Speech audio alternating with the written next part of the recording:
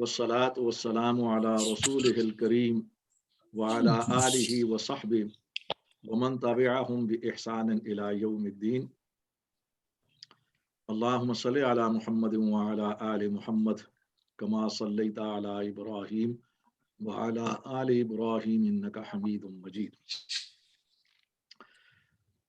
सबसे पहले आप सबसे माजरत है कि गुज़श्ता जो 2-3 दरसों के दौरान कुछ इंटरप्शन रही, तातुल रहा वो कनेक्शन की वजह से, तो इसलिए हमें अपने पहले मरकज़ की जानिब वापस आना पड़ा जब तक कि वहाँ पर प्रॉब्लम मुकम्मल तौर पर सही तौर पर हल ना हो जाए।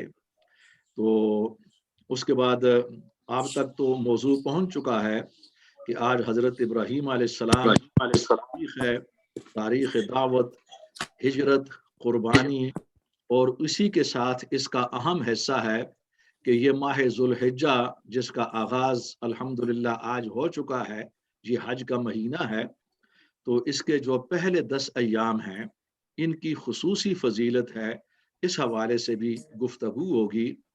तो ये सारा जो सर्कल, सारी गुफ्तगू इंशाअल्लाह ये इल्मी और फिक्री होगी, और इस दौरान हम कोशिश करेंगे कि इसका हमारे साथ आज के दौर में जो ताल्लुक़ है, जो एप्लीकेशन और रेलेवेंस है, उसे भी पेश कर दिया जाए। हज़रत इब्राहीम अलैहिस्सलाम का जिक्र आप उमूमन पढ़ते रहते हैं, आपने सुना है, और इसे मैं चाहूँगा कि कुरान की आयात की रोशनी में पेश कर सकूँ, इसमें ज़्यादा रूहानियत होगी। जब कुरान की आयात को पढ़कर उसकी रोशनी में बयान होगा, ये बड़ी अहम तारीख़ है, तो इसकी एक अलग शान होती है, उसमें रूहानियत और उसमें ईमान की नशो नुमा का जो समा है वो इससे हटकर कम होता है और इस सूरत में ज़्यादा होता है। हज़रत इब्राहीम अलैहिस्सलाम के हवाले से, उनकी दावत के हवाले से यहाँ पर सूरतुल अंबिया, सूरत नंबर 21 और इसकी वर्सेस 51 से 70 तक, यानी सूरतुल अंबिया 21 वर्सेस 51 से 70 तक, इन आयात में अल्लाह ताला ने हज़रत इब्राहीम अलैहिस्सलाम ने जो दावत पेश की, अपनी कौम को तौहीद की, और जो आपने तनकीद की उनकी बुत परस्ती और गलत रसूमात पर, फिर उसके नतीजे में उनका जो रद्द अमल था, उनका जो जवाब था कौम का, वो बड़े खूबसूरत और बड़े मुअस्सर पैराए में इन आयतों में बयान किया गया है। अब समाअत फरमाइए।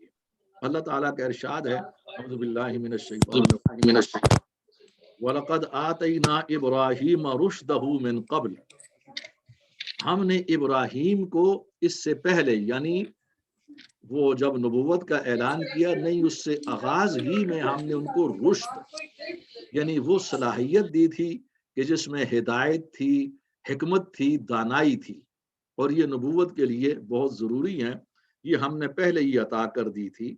वकुन्ना बिही आलिमीन, और हम जानने वाले थे कि इब्राहीम इसका मुस्तहिक है, यानी इब्राहीम इस बात का मुस्तहिक था कि उसे नबी बना दिया जाए और ये औसाफ अता कर दिए जाए।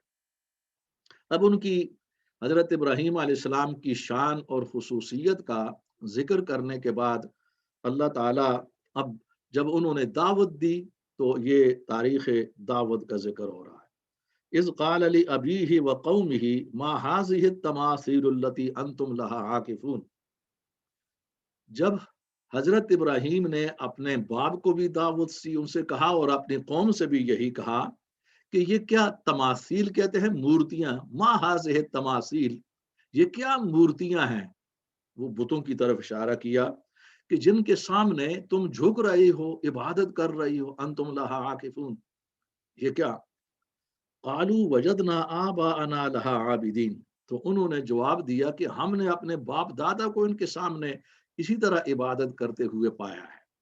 यानी उनका जवाब वो ये समझते थे कि बाप दादा से जो रस्में आ रही हैं ये बजाते खुद बहुत बड़ी दलील है। इसको अगर आज आज के इस दौर के अंदर भी देखें तो ये चीज आज भी इसी तरह काम कर रही है। हम समझते हैं कि पहले के लोग जो मुशरिकीन मक्का ऐसे थे یا حضرت ابراہیم علیہ السلام کی قوم کے لوگ ایسے تھے، لیکن صورتحال وہ نہیں ہے، پیمانے بدل چکے ہیں، انداز بدل چکے ہیں، مگر آج بھی صورتحال وہی ہے۔ ہمارے مذہبی نظام میں اور سیاسی نظام میں بھی، مگر خصوصاً میں مذہبی نظام کا ذکر کروں گا کیونکہ یہاں پر فناٹسزم آ جاتا ہے۔ سیاسی نظام میں یہ ہے کہ وہ لوگ ذرا پڑھے لکھے ہوتے ہیں یونیورسٹی سے، وہاں پر اکابر پرستی تو ہوتی ہے لیکن وہ ایک حد تک رک جاتے ہیں۔ مذہبی فناٹسزم جو ہے بہت زیادہ اس میں تعصب اور نفرت اور جمود ہے۔ یہ وہی ہے کہ چونکہ پیچھے اکابرین ایک نظریہ لے کر چلے ہوئے ہیں، لہٰذا ہم فیصلہ کریں گے کہ شیعہ کافر ہیں، وہ مسلمان نہیں ہو سکتے، اور ان کے اکابرین نے بھی ہمارے اوپر گمراہی کے فتوے لگائے، یہ سنی بھی مسلمان نہیں ہیں، گمراہ ہیں، منافق ہیں، لہٰذا یہ راگ ہم الاپتے رہیں گے۔ اب دیکھیے کیا فرق رہا، اب ہمارے ہاتھوں میں قرآن ہے، یہ قرآن کریم ہے میرے پاس، پوری امت کے ہاتھوں میں یہ قرآن ہے، لیکن ہماری ذہنیت مائنڈ سیٹ وہی ہے جو ہزاروں سال پہلے مشرکین کا تھا یا سینکڑوں سال پہلے حضور کے دور۔ یہ قرآن متوجہ کرتا ہے امت کو بار بار کہ جو آیات آتی ہیں دوسروں کے متعلق ان پر غور کرو۔ قرآن یہ نہیں کہتا ہمیں کہ قرآن کو پڑھا جائے، ایک دو مقامات پر پڑھنے کا معاملہ بھی ہے، لیکن پڑھنے سے پہلے جو آیات نازل ہوئیں وہ تفکر اور تدبر کی ہیں، اور یہ زیادہ ہیں قرآن کریم میں۔ تفکر اور تدبر کا مطلب یہ ہوتا ہے کہ اوپر غور و فکر کرو اور اپنے اوپر لاگو کرو کہ آج کیا ہمارے اندر وہ بھی کمزوریاں پائی جاتی ہے یا نہیں جن کا ذکر سابقہ اقوام کے ذیل میں کیا گیا قرآن میں، اور اگر ایسا ہے تو ان کو دور کیا جائے، ورنہ ہم ان آیات کے مخاطب ہیں، وہ تو مر چکے ہیں سینکڑوں سال پہلے یا ہزاروں سال پہلے، یہ تو ہمارے اوپر لاگو ہوتی ہیں آج۔ یہ وہ پہلو ہے جو ہمارے اداروں میں قرآن کو اس انداز میں نہیں پڑھایا جاتا۔ یہی وجہ ہے کہ علامہ اقبال نے وہ شکوہ بھی کیا اپنے اشعار میں، اردو اور فارسی دونوں میں، کہ امت جو ہے وہ جانتا ہوں میں یہ امت حامل قرآن نہیں، یہ اب حامل قرآن نہیں ہے۔ یہ بات بہت اہم ہے۔ اب آپ دیکھیں اس کے ساتھ ساتھ یہ گفتگو چلتی رہے گی، یہ جو ماڈرن اپلیکیشن ہے قرآن کریم کی۔ اچھا، اب انہوں نے یہ کہا کہ ہمارے باپ دادا ایسے کرتے آئے ہیں، یہ بہت بڑی دلیل ہوتی ہے۔ آج بھی یہی جو دلیل ہے چل رہی ہے، یہ گمراہی کی دلیل ہے، توبہ کرنی چاہیے ہمارے علماء کو۔ اچھا، اب انہوں نے اس کے بعد قالوا اجئتنا بالحق ام انت من اللاعبین، تو انہوں نے حضرت ابراہیم سے یہ کہا کہ اے ابراہیم، جو بات تو یہ بتوں کے خلاف کر رہا ہے، تو سنجیدہ ہو کر رہا ہے یا مذاق کر رہا ہے ہمارے ساتھ؟ یعنی یہ عقیدہ اتنا پختہ ہو چکا تھا کہ وہ یہ تصور بھی نہیں کر سکتے تھے کہ ایک انسان سنجیدہ ہو کر بتوں کے خلاف بھی بات کر سکے، اس لیے کہ عقیدہ یہ تھا کہ بت خدا ہے اور ان کے خلاف بات کرنا اپنے آپ کو ہلاکت میں ڈالنا ہے۔ داستانیں تھیں کہ فوراً تم ہلاک ہو جاؤ گے، ان کے پاس طاقت ہے۔ اب وہ پریشان ہو گئے کہ ابراہیم بڑا اچھا آدمی ہے، ہمارے اندر بڑا کردار ہے اس نوجوان کا، تو یہ کہیں ہلاک نہ ہو جائے، باقی تو ہم ایسے ویسے ہی ہیں۔ جو عزت تو کرتے تھے نا کردار کی وجہ سے، اور یہی معاملہ حضور علیہ السلام کا بھی تھا، ان کو صادق اور امین کے القاب دیے گئے، سب جناب عزت کرتے تھے۔ جو ہی دعوت دی توحید کی تو وہاں پر بھی بھائی اتنا صالح نوجوان ہے تو کیا باتیں کر رہا ہے۔ حضرت ابراہیم کے ساتھ بھی یہی معاملہ پیش آیا، تو انہوں نے کہا کہ کیا تم سنجیدہ یہ بات کر رہے ہو یا مذاق میں زبان سے بات نکل گئی؟ تو جواب میں حضرت ابراہیم کا جواب، قال بر ربکم رب السماوات والارض الذی فطرہن وانا علی ذلکم من الشاہدین۔ انہوں نے کہا نہیں، میں سنجیدہ بات کر رہا ہوں، یہ تمہارے رب نہیں ہے بلکہ تمہارا رب وہ ہے کہ جس میں آسمانوں اور زمین کو پیدا کیا، وہی پیدا کرنے والا ہے، اور میں ان تمام معاملات کے اوپر سب سے بڑا گواہ ہوں کہ اصل رب وہ ہے، یہ رب نہیں ہے۔ اب یہاں پر پہنچنے کے بعد قرآن کی دوسری آیات ہیں کہ جن میں اور بھی گفتگو ہوتی ہے کہ جس میں یعنی ان کی مخالفت کی جاتی ہے، لیکن وہ بار بار اپنی دعوت کو پیش کرتے ہیں، اور اسی طرح ان کا باپ ان کو دھمکی دیتا ہے، اور وہ مکالمہ بھی نقل ہوتا ہے، لیکن چونکہ وقت اتنا زیادہ نہیں ہے میں اشاروں پر اکتفا کر رہا ہوں، اس کے ساتھ ساتھ قرآن کے دوسرے مقامات۔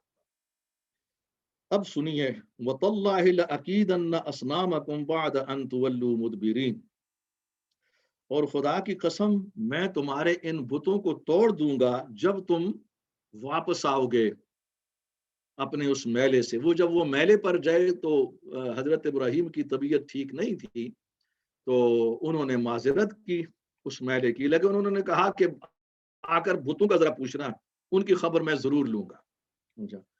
فَجَعَلَهُمْ جُذَاذًا إِلَّا كَبِيرًا لَهُمْ لَعَلَّهُمْ إِلَيْهِ يَرْجِعُونَ، چنانچہ حضرت ابراہیم نے وہ بدھ خانے میں، وہ سب چلے گئے بدھ خانے میں داخل ہو کر سب کو ٹکڑے ٹکڑے کر دیا، ماں سوائے جو ان کے اندر سب سے بڑا تھا اس کو چھوڑ دیا، تاکہ یہ لوگ جب واپس آئیں تو اس سے پوچھیں۔ اس میں حکمت یہ تھی ان کے نظریے اور عقیدے کے مطابق اگر ان میں کوئی خدائی ہے، ربوبیت ہے، تو یہ اس سے پوچھیں گے، کچھ نہ کچھ تو ہوگا نا۔ ویسے بھی انہوں نے حکمت کے لیے چھوڑ دیا، آگے حکمت آ رہی ہے۔ قالوا من فعل هذا بآلهتنا انه لمن الظالمین، جب وہ واپس آ گئے تو بدھ خانے میں گئے، کیونکہ پہلے عبادت کرنا تھی وہاں پر، تو انہوں نے کہا کہ وہ کون ہے کہ جس نے ہمارے بتوں کے ساتھ یہ کر دیا، ان کو ٹکڑے ٹکڑے کر دیا، وہ تو بہت بڑا ظالم آدمی ہے۔ بڑا تعجب ہوا اور جو ہے نا وہ سٹ پٹا گئے، وہ انگریزی میں کہا جاتا ہے نا کہ ڈم فاؤنڈیڈ، وہ کیفیت ہو گئی۔ پھر جن لوگوں کے سامنے حضرت ابراہیم نے یہ کہا تھا کہ تمہارے بتوں کی خبر لی جائے گی، تو انہوں نے یہ کہا، قالوا سمعنا فتن یذکرہم یقال لہ ابراہیم، انہوں نے کہا ہے کہ ہاں یہ جو نوجوان ابراہیم ہے اور وہ ان بتوں کا، ہمارے خداؤں کا ذکر برے طریقے سے کیا کرتا تھا، یہ کام اسی کا ہو سکتا ہے، اور اس نے کہا بھی تھا ابراہیم نے۔ تو قالوا فأتوا به على اعین الناس لعلهم یشهدون، تو انہوں نے کہا لے آؤ اس نوجوان کو، ابراہیم کو، تمام لوگوں کے سامنے، تاکہ وہ بھی دیکھیں کہ کیا ماجرا ہے، اتنی بڑی جرت کیسے کر گیا، یعنی اتنی بڑی تباہی کو کیسے دعوت دے گیا۔ اچھا، قال بل فعله كبيرهم هذا فاسألوهم ان كانوا ينطقون، تو ابراہیم علیہ السلام نے جواب میں کہا ان کو، اب وہ چلے گئے، جب گفتگو شروع ہوئی بھائی تم نے کیسے توڑا، تو انہوں نے یہ نہیں کہا کہ ہاں میں نے یہ کام کیا، حالانکہ پہلے ان کو بتا بھی چکے تھے وہ، لیکن اس موقع پر حکمت استعمال کی۔ اس کو کہا جاتا ہے نا دانش مندی، حکمت، وزڈم، کہ دوسرے کو غور و فکر پر مجبور کر دیا جائے۔ یہ آیات بڑی اہم ہے۔ حضرت ابراہیم علیہ السلام نے کہا نہیں، یہ جو بڑا بت ہے نا اس سے پوچھو، اس لیے کہ تم تو خدا مانتے ہو، اس سے پوچھو، اگر اس کے اندر کوئی گویائی ہے یہ تمہارا جواب دے سکتا ہے، تمہارے تو بڑے بڑے نظریات ہیں اس کے لیے۔ ایسا، اب یہاں سننے کے بعد یہ آیت بہت اہم ہے، فرجعوا الى انفسهم فقالوا انکم انتم الظالمون، یہ سننے کے بعد فرجعوا الى انفسهم، لفظی ترجمہ یہ ہے کہ ان سب لوگوں نے، یعنی جو مشرکین تھے، خود اپنے دل اور اپنے ضمیر کی طرف رجوع کر لیا۔ مطلب یہ ہے کہ حضرت ابراہیم کی یہ بات انہیں معقول نظر آئی، غور و فکر پر مجبور ہو گئے۔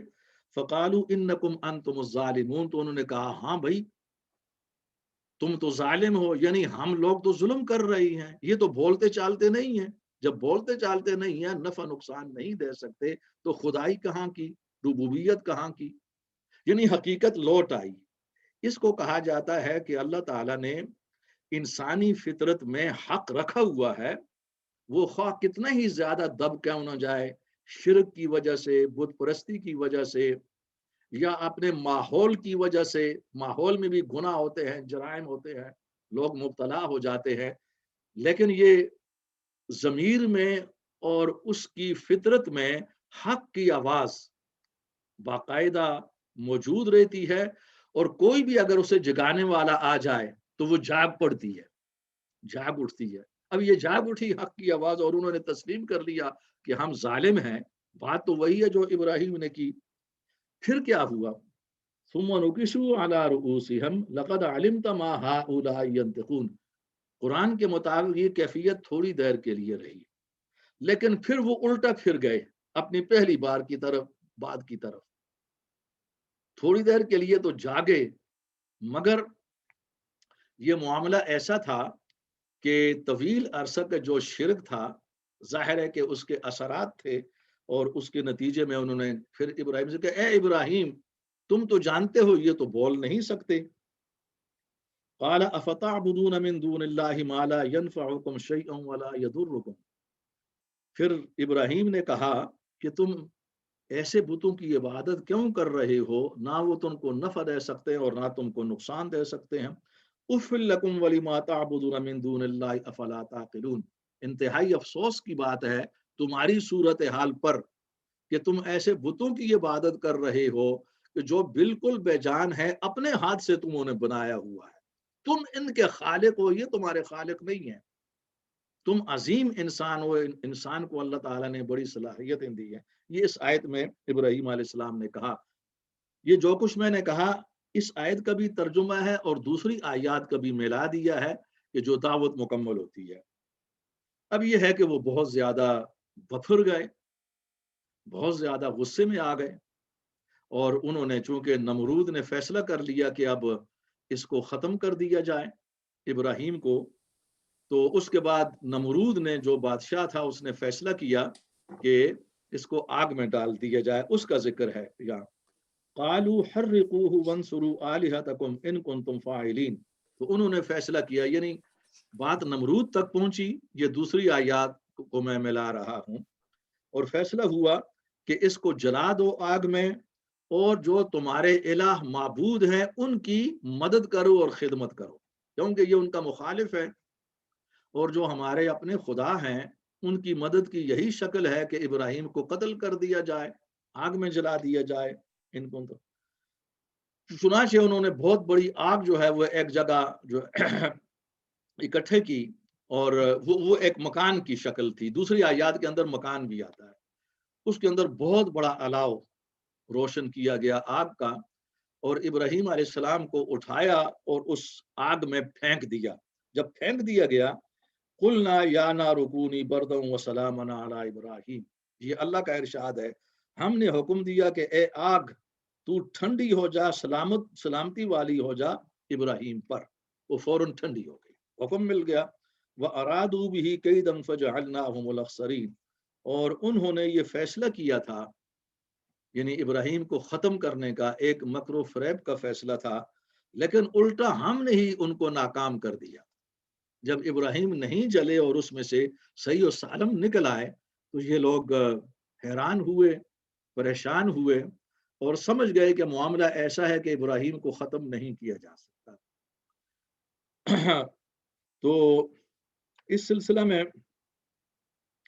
حضرت ابراہیم علیہ السلام وہاں پر کچھ عرصہ رہے، وہ دعوت کا کام کیا، لیکن صورتحال ایسی تھی کہ انہیں ہجرت پر مجبور کر دیا گیا، جس طرح نبی علیہ الصلوۃ والسلام کو ہجرت پر مجبور کیا گیا تھا وہی صورتحال تھی. اور اتنا عرصہ کام کرنے کے باوجود جب حضرت ابراہیم نے ہجرت کی تو ان کے ساتھ دو ہی مومن تھے مسلمان. ایک ان کا بھتیجا حضرت لوط علیہ السلام جو کہ پیغمبر تھے، اور دوسرا ان کی بیوی حضرت سارہ. ان کے ساتھ انہوں نے پھر ہجرت کی فلسطین کی طرف. پھر وہ واقعات درمیان میں آتے ہیں کہ حضرت ہاجرہ بھی آپ کو ملی، اور پھر ان سے حضرت اسماعیل کی ولادت ہوئی، اور انہیں حجاز میں حضرت ابراہیم علیہ السلام نے ان کو وہاں پر رکھا.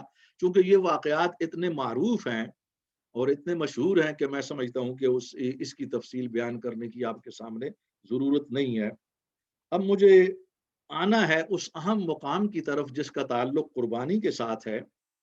یہ اہم مقام ہے، اور اس کا ذکر، اس واقعہ کا ذکر قربانی کا سورہ الصافات، سورت نمبر 37 and آیات verses from 100 to 111، 100 سے 111 تک، 100 to 111 سورت الصافات. یہ وہ آیات ہیں کہ جن میں حضرت ابراہیم علیہ السلام کی اس عظیم قربانی کا ذکر کیا گیا ہے کہ جس پر ہم تھوڑی سی گفتگو کریں گے. یہ علمی اور فکری گفتگو ہوگی انشاءاللہ. اب آپ سنیے،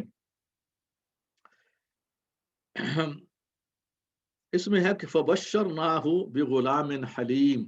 حضرت ابراہیم علیہ السلام نے یہ دعا کی. اس سے جو پہلی آیت ہے، یہ آیت نمبر 99 رب حبلی من الصالحین، کہ جب انہوں نے ہجرت کی تو اس دوران یہ دعا کی کہ اے میرے رب، تو مجھے ایک صالح بیٹا عطا فرما جو صالحین میں سے ہو. تو یہ دعا تھی.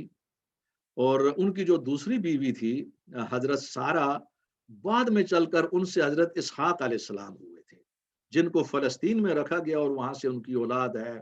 یہ جو بنی اسرائیل تھے یہودی فلسطین میں، اور حجاز میں حضرت اسماعیل علیہ السلام کی اولاد.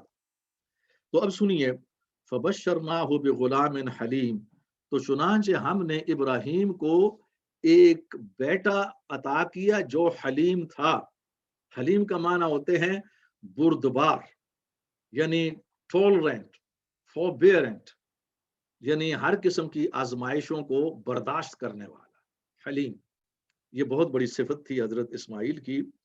فلما بلغ معہ السعی، اور جب اسماعیل دوڑنے اور کودنے کی عمر کو پہنچ گئے، چلنے پھرنے کی عمر، قال یا بنی انی ارا فی المنام انی اذبحک فانظر ماذا تری.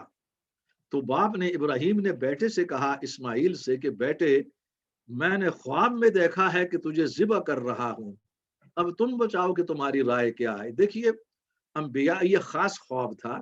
جب انبیاء کو اس قسم کا خواب آتا ہے تو اللہ کی طرف سے. انبیاء کے خواب وہی کا حصہ ہے. حضور علیہ الصلوۃ والسلام کی مستند صریح حدیث ہے، مگر قرآن کے بھی اشارات اس کی طرف آتے ہیں.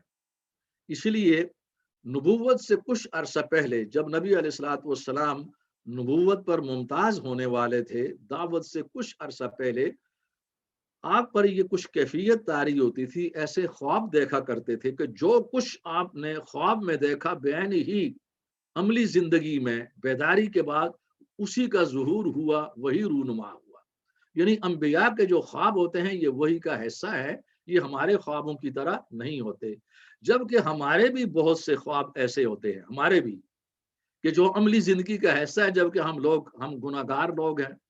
جی، لیکن انبیاء کے خواب بہت بلند ہوتے ہیں. تو حضرت ابراہیم نے خواب میں دیکھا، اللہ کی طرف سے اشارہ تھا کہ تم اپنی قیمتی متاع کو قربان کر دو. اب وہ سمجھ گئے تو انہوں نے اپنے بیٹے کے سامنے یہ خواب بیان کر دیا. اب بیٹے کا جواب سنیے ان آیات میں. قال یا ابت افعل ما تؤمر، بیٹے نے کہا کہ اے ابا جان، جو آپ کو حکم ملا ہے اس پر عمل کیجئے. افعل ما تؤمر، آپ کر گزریے ما تؤمر، جو آپ کو حکم دیا گیا. ستجدنی انشاء اللہ من الصابرین، انشاءاللہ آپ مجھے صبر کرنے والوں میں سے پائیں گے. آپ کر گزریے، میں صبر کروں گا. یہ تھا بغلام حلیم، ایک بردبار بیٹا ہم نے دیا ابراہیم کو. یعنی پہلی آزمائش میں کامیاب.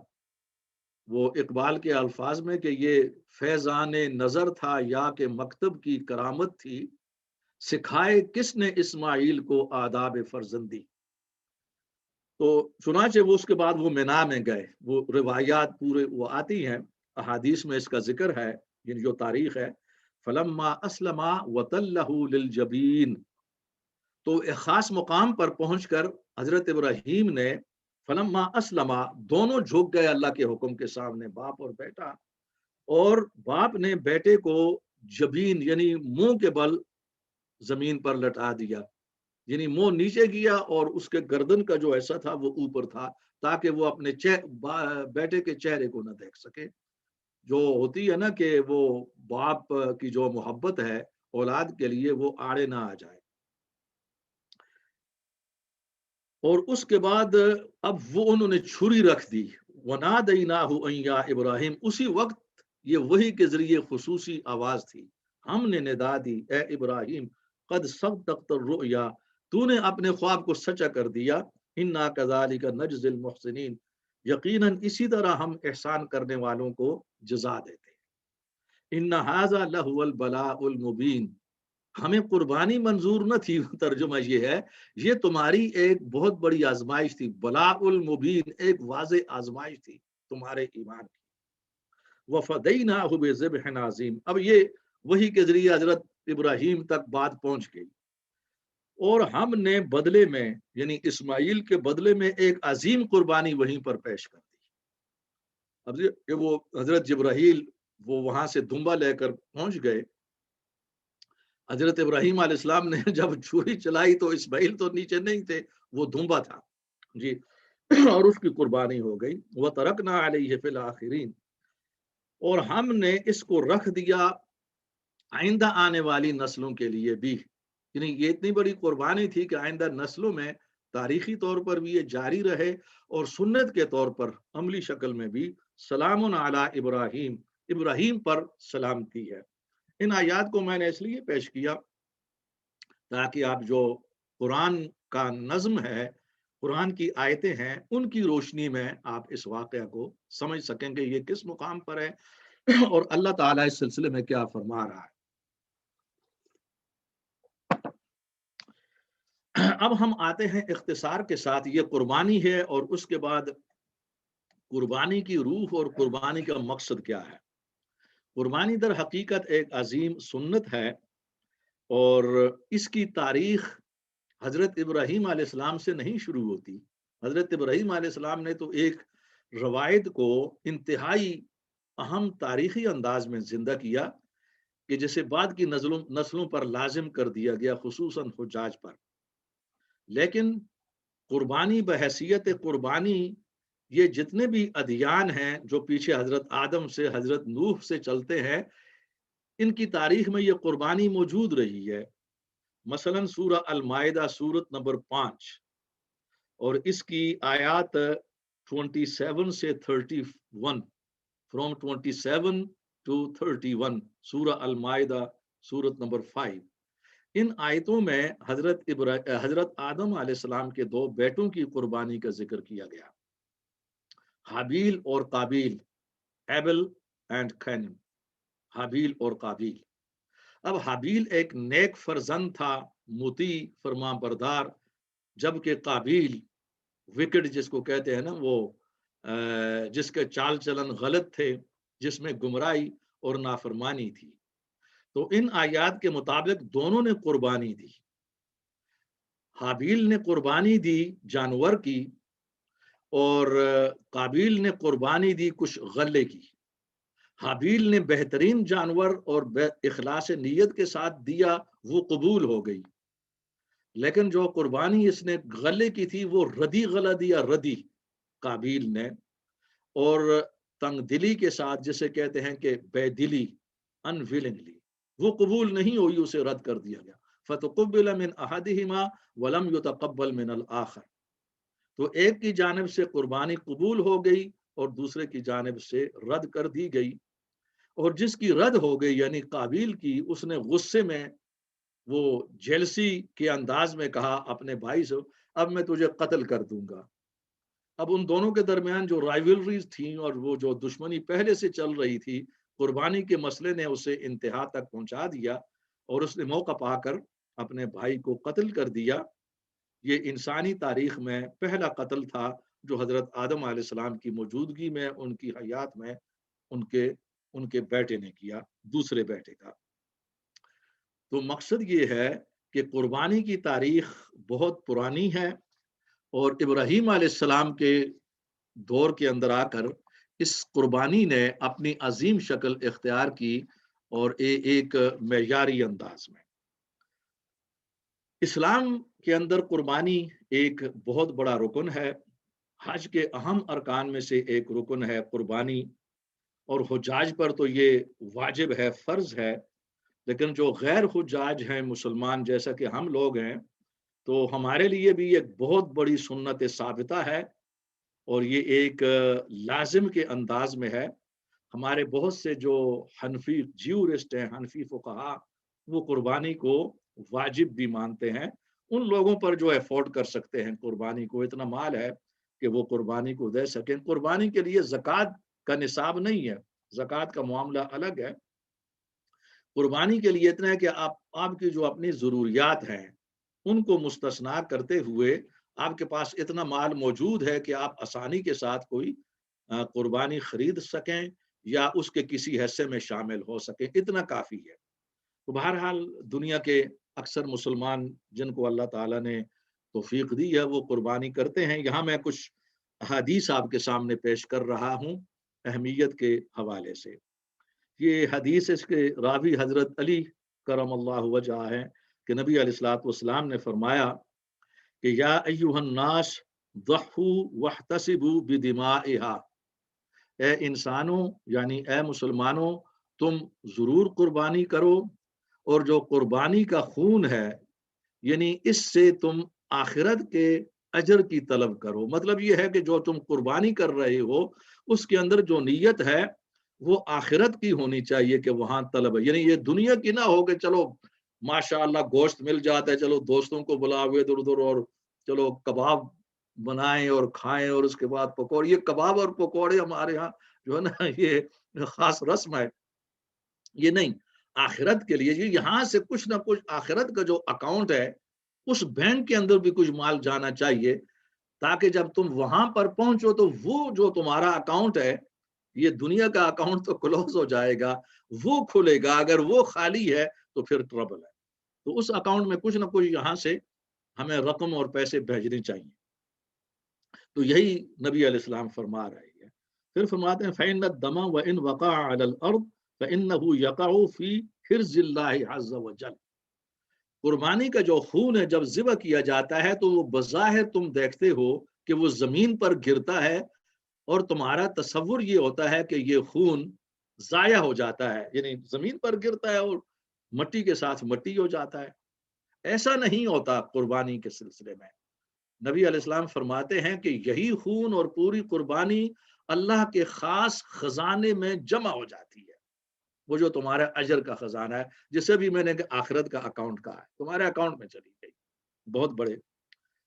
پھر نبی علیہ الصلوۃ والسلام کی ایک حدیث میں تنبیہ بھی ہے کہ جن لوگوں کو اللہ تعالیٰ نے توفیق دی ہے قربانی کی، اگر وہ قربانی پھر بھی نہیں کرتے تو وہ ہماری عیدگاہ میں نہ ہے، ہمارے ساتھ وہ نماز نہ پڑھیں۔ پھر یہ تنبیہ ہے کہ وہ اس سنت کو قائم کریں۔ حاجیوں کے لیے دوبارہ الفرض ہے نا، وہ تو ایک الگ مسئلہ ہے۔ پھر روایات میں آتا ہے کہ نبی علیہ السلام 10 سال تک مدینہ میں رہے، یعنی ہجرت کے بعد۔ ہجرت سے پہلے تو آپ جانتے ہیں کہ قربانی اور جو اسلامی نظام کا معاملہ تو نہیں تھا، وہ تو مکی دور تو پرسیکیوشن کا دور تھا، وہاں پر تو عبادات تھیں۔ تو نبی علیہ السلام نے مدنی دور میں کبھی بھی اپنی قربانی کو آپ نے مس نہیں کیا، آپ ہمیشہ قربانی کرتے رہے۔ تو بہرحال یہ اس قسم کی جتنی بھی روایات ہیں ان سے یہی بات ہمارے سامنے آتی ہے کہ یہ ایک سنت مؤکدہ ہے، فرض نہیں ہے غیر حاجیوں پر، اور جو لوگ اسے افورڈ کرتے ہیں کر سکتے ہیں تو انہیں اسے ضرور قائم کرنا چاہیے۔ بعض فقہا کے نزدیک یہ سنت ہے، اگر آپ ترک بھی کر دیں تو کوئی گناہ نہیں ہے، مگر اس رائے کے ماننے والے تعداد میں کم ہیں۔ اب اس سے ہم اس بات کی طرف آتے ہیں کہ قربانی کی اصل روح کیا ہے۔ اس کا ذکر سورۃ الحج سورت نمبر 22 اور ورس نمبر 37، اس میں اللہ تعالیٰ نے قربانی کا مقصد اور اس کی روح اسے بیان کیا ہے۔ اللہ تعالیٰ کا ارشاد ہے لن ینال اللہ لحومها ولا دماؤها، اللہ تعالیٰ کو تمہاری قربانیوں کے گوشت اور اس کے خون یہ نہیں پہنچتے، یعنی اللہ تعالیٰ یہ نہیں دیکھتا کہ تم نے کتنا بڑا موٹا تازہ ماشاءاللہ جانور ذبح کیا ہے۔ آج کل تو سوشل میڈیا کا اور دوسرے میڈیا کا زمانہ ہے جناب، اور لوگ بڑے بڑے جانور لاتے ہیں، بڑے بڑے بکرے ہوتے ہیں، بیل ہوتے ہیں، جن کی ہمارے ہاں قیمتیں بہت زیادہ ہیں منڈی میں، ہاں جی، یہ 50 لاکھ روپے، 60 لاکھ روپے، کروڑ تک بھی قیمت ہوتی ہے۔ لیکن یہ چیزیں اللہ کے ہاں یہ کاؤنٹ نہیں ہوتی۔ کیا وَلَٰكِن يَنَالُهُ التَّقْوَىٰ مِنْكُمْ، اس آیت کے مطابق تمہارے اندر جو تقویٰ ہے، تمہاری جو نیت ہے، تمہارا جو اخلاص ہے، اللہ اس سے دیکھتا ہے اور وہی کاؤنٹ ہوتا ہے۔ وہ اگر ٹھیک ہے تو پھر جتنا بڑا جانور تم ذبح کرو گے وہ اتنے ہی زیادہ تمہیں فائدہ ہوگا۔ جیسا کہ کہا جاتا ہے کہ جتنا گڑ ڈالو گے اتنا ہی میٹھا ہوگا۔ لیکن اگر یہ نیت ہی غلط ہو تو اتنے موٹے تازہ جانور، بڑے بڑے اونٹ اگر آپ ذبح کر دیں اور بڑے بڑے جناب بیل اور گائے وغیرہ، تو اس کا کوئی فائدہ نہیں ہوگا، اس لیے کہ وہ قربانی نہیں ہے، ایک دعوت تو ہو سکتی ہے آپ کے دوست احباب کی۔ تو اصل جو ہمارے ہاں مسئلہ، دوسری بات، حضرت ابراہیم علیہ السلام کی یہ سنت ہے۔ حدیث میں آتا ہے کہ صحابہ نے پوچھا کہ اے اللہ کے رسول، اس قربانی کا مطلب کیا ہے، اس کا مقصد کیا ہے؟ نبی علیہ السلام نے فرمایا کہ یہ ہمارے جو جد ہیں، ہمارے جو باپ ہیں ابراہیم، ان کی سنت کو قائم کرنا ہے۔ غور کیجئے کہ یہاں نبی علیہ الصلوۃ والسلام کیا فرما رہے ہیں، اس پر غور کرنا ضروری ہے۔ یہی روح ہے کہ ابراہیم نے اپنی سب سے قیمتی متاع، اپنے اکلوتے بیٹے، یہ نہیں کہ ان کے 5-6 بیٹے تھے تو ایک کو قربان کر دیا، وہ اکلوتا بیٹا حضرت اسحاق تو بعد میں ان کو ملے، حضرت ابراہیم علیہ السلام کو دوسری بیوی سے۔ یہ حضرت ہاجرہ کے بیٹے تھے، حضرت اسماعیل، اور اکلوتے تھے، اور فوراً بغیر کسی تردد کے، اور اسماعیل بھی ذبح ہونے کے لیے بغیر تردد کے تیار ہو گئے، اس لیے ان کا لقب ہی ذبیح اللہ پڑ گیا، اور باپ کا لقب خلیل اللہ پڑ گیا، اللہ کا سب سے بڑا دوست۔ ان القاب میں بھی بڑا وزن ہوتا ہے، تاثیر ہے۔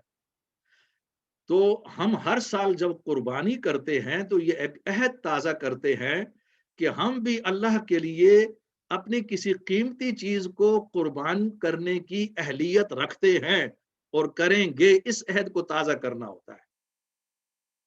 مگر ہوتا کیا ہے، یہ تو ٹھیک ہے کہ اس روز ہم جو جانور خریدتے ہیں وہ اچھا جانور ہوتا ہے اور صرف اسی روز اس کو ذبح کر دیتے ہیں اللہ کے نام پر۔ وہ جانور تو بہرحال چنا ہوا ہوتا ہے، چلو یہاں تک تو ہم کسی حد تک لاج رکھتے ہیں۔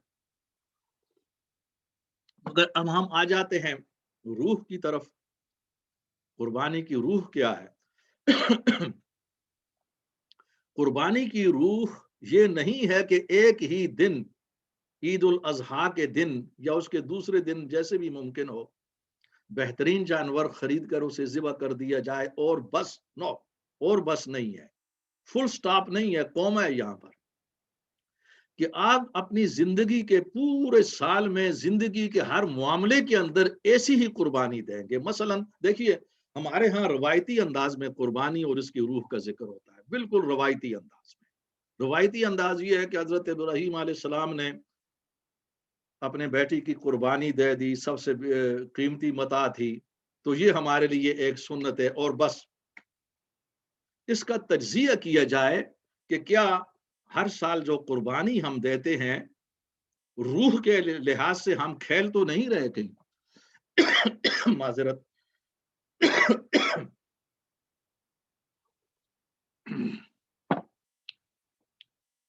اب میں تجزیہ کرتا ہوں۔ پورے سال میں ہمارا معاملہ یہ ہے کہ ہم اللہ کے نام پر صرف اس مال کو قربان کرتے ہیں جو ردی ہوتا ہے، جو ہمارے پاس سرپلس ہو جاتا ہے ضروریات سے زائد۔ یہ ایسا ہی ہے، صرف ایک دن ہی ہم اچھا مال خرید کر قربان کرتے ہیں، عید الاضحیٰ کے دن۔ ہاں جی، اس لیے کہ وہاں پر آیات ہیں، حدیثیں ہیں، ہمیں مجبور کرتی ہیں کہ وہاں پر ہم کو لولا، لنگڑا، بیکار قسم کا جانور نہ ذبح کریں۔ مگر اس کی روح پورا سال ساتھ رہے، یہ نہیں کہ ایک دن کے لیے روح ہو، یہ روح بیدار رہے۔ پورے سال کے اندر ہم اللہ کے لیے ردی مال دیتے ہیں، کم لوگ ایسے ہیں کہ جو بہترین مال۔ پھر جس چیز کے ساتھ مذہب لگ جاتا ہے، خدا کا نام لگتا ہے، ہمارے ہاں اس کی ویلیو ویسے بھی گر جاتی ہے، اس کے جو ورث اور اس کی ویلیو وہ ڈیگریڈ ہو جاتا ہے جس کے ساتھ، اور یہ قربانی کی روح کے خلاف ہے۔ اور ایسے ہی مثلا اگر آپ دیکھیں تو اس سے پہلے بھی میں نے اسی سرکل میں عرض کیا تھا، بارہا بہت بڑی کمزوری ہے کہ جو اسلامک ایجوکیشن ہے اس کے لیے ہماری امت اپنی اولاد میں سے صرف اس کو مختص کرتی ہے جو بیکار ہوتا ہے، کسی کام کا نہیں، اس کو دینی مدرسے میں بھیج دیا جاتا ہے۔ اور دوسرے نمبر پر جو غربا ہیں، صرف ان کے بچے جو سکول، کالج، یونیورسٹی افورڈ نہ کر سکیں، چلو دینی مدرسے میں۔ اس سے آپ تصور کریں کہ یہ ڈیگریڈیشن قربانی کی اس روح کے خلاف ہے کہ جسے خلیل اللہ نے قائم کیا تھا۔ اس کا تعلق ایک دن سے نہیں ہے، پوری زندگی کے ساتھ ہے، پورے سال اور پوری زندگی، خواہ وہ 90 سال ہے، 100 ہے، 50 ہے، 40 ہے، جیسا کچھ بھی ہوگی۔ یہ ہے، اس کے اندر ایک نفاق کا پہلو بھی آتا ہے۔ پھر ہم اپنی شادیوں میں آپ دیکھیں گے یہ کیا کہتے ہیں، کمپیریزن، موازنہ۔ ایک طرف شادیاں ہیں ہماری کہ جس میں ہم ہزاروں پاؤنڈ کو 50 یا 100 پاؤنڈ کے برابر بھی نہیں سمجھتے، ایسے لٹا دیتے ہیں جیسے کہ ہم نے 40-50 پاؤنڈ لٹائے، اور جب اللہ کے راستے پر دیتے ہیں تو وہاں پر یعنی آپ یہ کریں کہ 40-50 پاؤنڈ 1000 پاؤنڈ کے برابر بھاری ہمیں لگتے ہیں، اس کے برعکس ہو جاتا ہے۔ یہ قربانی کی روح کے خلاف ہے۔ میں سمجھتا ہوں کہ امت کی اگر صحیح معنی میں تربیت کی جائے، روایتی انداز میں اسلامی احکامات کو بیان کرنے کے بجائے اسے صحیح علمی، فکری اور دعوتی انداز میں بیان کیا جائے جس میں زیادہ تاثیر ہوتی ہے، تاکہ پڑھے لکھے لوگ بھی یہ سمجھ سکیں کہ اسلام کا ہمارے ساتھ بھی تعلق ہے۔ تو علماء حضرات تو داستانیں بیان کرتے ہیں، وہ سمجھتے ہیں کہ اسلام کا تعلق غرباء کے ساتھ ہے اور ماضی کی سوسائٹی کے ساتھ ہے، آج کی سوسائٹی کے ساتھ اسلام کا تعلق نہیں ہے۔ یہ بہت بڑی کمزوری ہے مذہبی علماء کی بھی، ہر چیز کے اندر روایت پرستی، اور وہی بات آ گئی اکابر پرستی کی، مشرکین والی، باپ دادا اسی پر عمل پیرا رہے، تو ان کے ہاں یہ کہ ان کے اکابر اس پر عمل پیرا ہیں، اور یہ سارا کھیل جاری ہے فرقہ پرستی کا، پوری مشابہت ہے۔ تو اس لیے اس بات کی ضرورت ہے کہ ہم جو حج اور عمرے ایک فیشن کے طور پر ہوتے ہیں اور اس کے اندر کوئی تبدیلی کا معاملہ نہیں ہوتا، تبدیلی کے لیے ہر آدمی یہ چاہتا ہے کہ دوسروں کا فرض ہے میں تبدیل نہ ہوں، یہ بھی اس قربانی کی روح کے خلاف ہے۔ یہاں پر مجھے لطیفہ یاد آ گیا ایک، وہ ملک مینوں کا، یہ ویسے اصطلاح ٹھیک ہے، ملک مین کی سیف ہے نا، ملک مین آپ سمجھ گئے، دودھ کا کاروبار کرنے والے۔ تو ماضی میں بہرحال کسی حکمران نے یا بادشاہ نے دودھ کا کاروبار کرنے والے ملک مینوں سے یہ کہا کہ جو میرا فلاں حوض ہے، رات کو دودھ سے تم سب نے بھرنا ہے، دودھ سے۔ تو اس بستی میں مثلا آپ سمجھ دیں کہ وہ جو قصبہ تھا یا شہر تھا اس بادشاہ کا، اس میں بہت بڑی تعداد تھی ان لوگوں کی، دودھ کا کاروبار کرنے والوں کی۔ تو ہر آدمی نے یہ سوچا کہ رات کو میں جا کر، چونکہ اندھیرا ہوتا ہے، کوئی تو دیکھنے والا نہیں، تو میں اپنے برتن میں پانی لے جاتا ہوں، پانی ڈال دوں گا، باقی تو سب کے سب دودھ ہی ڈالیں گے۔ اب اتنے زیادہ دودھ میں تھوڑا سا پانی بھی چلا جائے تو کیا فرق ہے۔ چنانچہ صبح جب بادشاہ گیا وہاں حوض کا معائنہ کرنے، تو وہ دودھ کے بجائے سارا کا سارا حوض پانی سے بھرا ہوا تھا۔ کیوں؟ اس لیے کہ ہر آدمی یہی سوچ رہا تھا ان میں سے کہ دوسرے نے تو دودھ ہی ڈالنا ہے، اگر میں نے تھوڑا سا پانی ڈال دیا کیا فرق واقع ہو۔ تو ہر آدمی نے پھر پانی ڈالا وہاں پر۔ تو یہ جو لطیفہ ہے یا حکایت ہے، اس کے اندر جو پوائنٹ ہے وہ یہ ہے کہ ہم اللہ کی خاطر، اپنی بہتری کی خاطر، اپنی دنیاوی زندگی کی بہتری کی خاطر، دنیاوی ترقی کے لیے، آخرت کی ترقی کے لیے یہ سمجھتے ہیں یہ دوسروں کا فرض ہے کہ وہ اپنے آپ کو چینج کریں، میں جہاں پہ بھی ہوں یہاں پہ ٹھیک، اور ہر آدمی یہی سوچ رہا، اور جو اپنے کو تبدیل کرتے ہیں ان کی تعداد بہت کم ہے۔ اس کے بعد میں آنا چاہتا ہوں ذو الحجہ کی طرف۔ یہ حضرت ابراہیم علیہ السلام کے حوالے سے اور قربانی کے حوالے سے باتیں تھیں۔ تو ہمارا آج کا آخری حصہ ذو الحجہ، یہ مہینہ آج سے شروع ہو چکا ہے۔ اس کے پہلے جو 10 ایام ہیں جن میں حج کے ایام بھی ہیں، عید الاضحیٰ ہے، یہ بہت اہم ہے۔ اس سلسلے میں ایک ان کا جو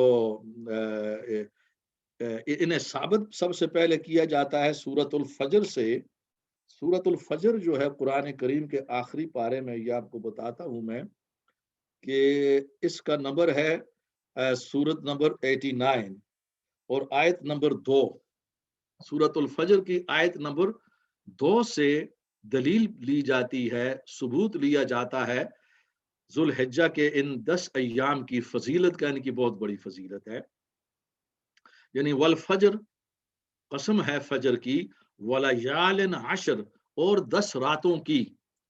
تو مفسرین جو ہے ان کا فتویٰ یہ ہے کہ ان 10 راتوں سے مراد ذوالحجہ کی 10 راتیں، پہلی 10 راتیں، اور اس میں دن بھی شامل ہو جاتے ہیں. یہ بعض اوقات زبان کا وے آف ایکسپریشن، یہ طریق اظہار ہے، طریق بیان ہے، اس کو کہا جاتا ہے کہ قرآن کریم میں بعض اوقات جب ایام کا ذکر آتا ہے تو راتیں خود بخود اس کا حصہ ہیں، متصل راتیں، اور اگر راتوں کا ذکر ہو تو اس کے ساتھ متصل جو ایام ہیں وہ مراد ہوتے ہیں. تو اس سے مراد 10 راتیں اور 10 ایام دونوں ہیں ذوالحجہ کے پہلے. اس میں حضرت عبداللہ بن عباس رضی اللہ عنہ کی حدیث ہے جسے بخاری نے نقل کیا ہے کہ نبی علیہ الصلوۃ والسلام نے فرمایا ما من ایام العمل الصالح فیہن احب الی اللہ من هذه الایام العشر. کسی دن میں بھی کوئی بھی نیک عمل اللہ کے ہاں اتنا محبوب، اتنا پسندیدہ نہیں ہے کہ جتنا یہی عمل، نیک عمل ذوالحجہ کے ان پہلے 10 ایام میں ہوتا ہے اگر کیا جائے. یعنی ذوالحجہ کے 10 ایام میں جو بھی نیک عمل ہوگا وہ باقی پورے سال کے اندر جو اعمال کیے جائیں ان سے زیادہ فضیلت والا ہوگا. قالوا یا رسول اللہ ولل جہاد فی سبیل اللہ. تو صحابہ نے سوال پوچھا کہ جو اللہ تعالیٰ کے راستے میں جو جہاد کیا جاتا ہے اس سے بھی یہ زیادہ بڑا ہے عمل ان 10 ایام میں، یا یہ 10 ایام زیادہ بڑے ہیں؟ آپ نے فرمایا ولل جہاد فی سبیل اللہ، ہاں یہ جہاد سے بھی اونچا ہے.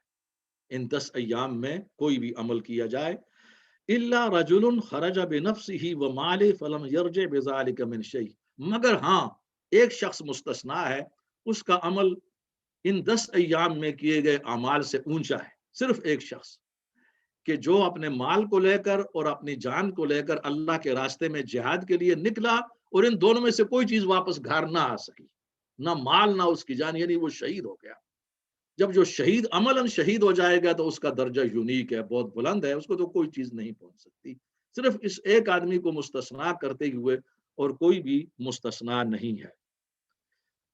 مسند احمد میں حضرت عبداللہ بن عمر راوی ہیں حدیث کے. حدیث وہی ہے کہ ان 10 ایام میں جو اعمال کیے جاتے ہیں وہ درجے میں باقی تمام دنوں کے اعمال سے بلند ہیں. البتہ اس میں جو تھوڑا سا اضافہ ہے، جو بات زائد کہی گئی ہے حدیث میں، وہ یہ ہے فَأَكْثِرُوا فِيهِنَّ مِنَ التَّهْلِيلِ وَالتَّكْبِيرِ وَالتَّحْمِيدِ. تو چنانچہ ان دنوں میں تم تحلیل کو زیادہ کرو، تکبیر پڑھنے کو زیادہ کر دو، اور حمد و ثنا بیان کرنا اس کے اندر زیادہ سے زیادہ اضافہ کرو. اب حدیث کی ایک اہم کتاب ہے مصنف ابن شیبہ، یہ امام بخاری کے استاد ہیں. یہ تفصیل بیان کرتے ہیں کہ تحلیل کیا ہے، تکبیر کیا ہے، تحمید کیا ہے. یعنی اس میں تکبیریں کیا کہی جائیں. تحلیل کہتے ہیں، تحلیل یعنی لا الہ الا اللہ پڑھنا، تکبیر اللہ اکبر، تحمید سبحان اللہ، یعنی یہ ہے.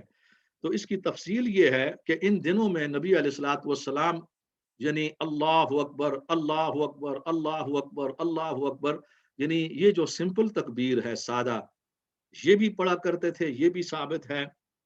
اور دوسری تکبیر ان دنوں میں زیادہ پڑھا کرتے تھے، اللہ اکبر لا الہ الا اللہ واللہ اکبر اکبر وللہ الحمد.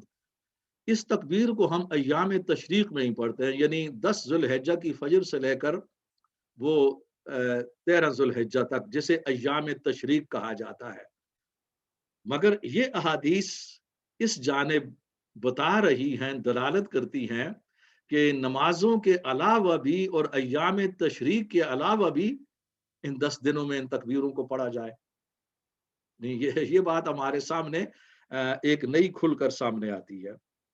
अब तीसरी तकबीर जो नबी अलैहिस्सलाम से साबित है वो ये है कि अल्लाहु अकबर कबीरा वल्हम्दुलिल्लाहि कसीरा व सुबहान अल्लाहि बुकरतम व असीला। ये भी नबी अलैहिस्सलाम बहुत ज्यादा पढ़ते थे। पहली दो तो आपके लिए सिंपल होंगी क्योंकि वो आमतौर पर पढ़ी जाती हैं।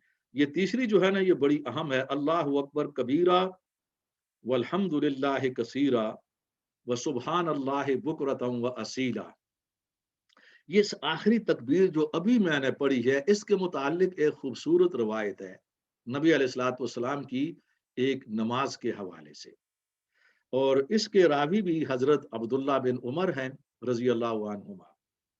वो रवायत करते हैं कि हम एक दिन नबी अलैहिस्सलाम के पीछे नमाज में खड़े थे, यानी बाजमात नमाज थी।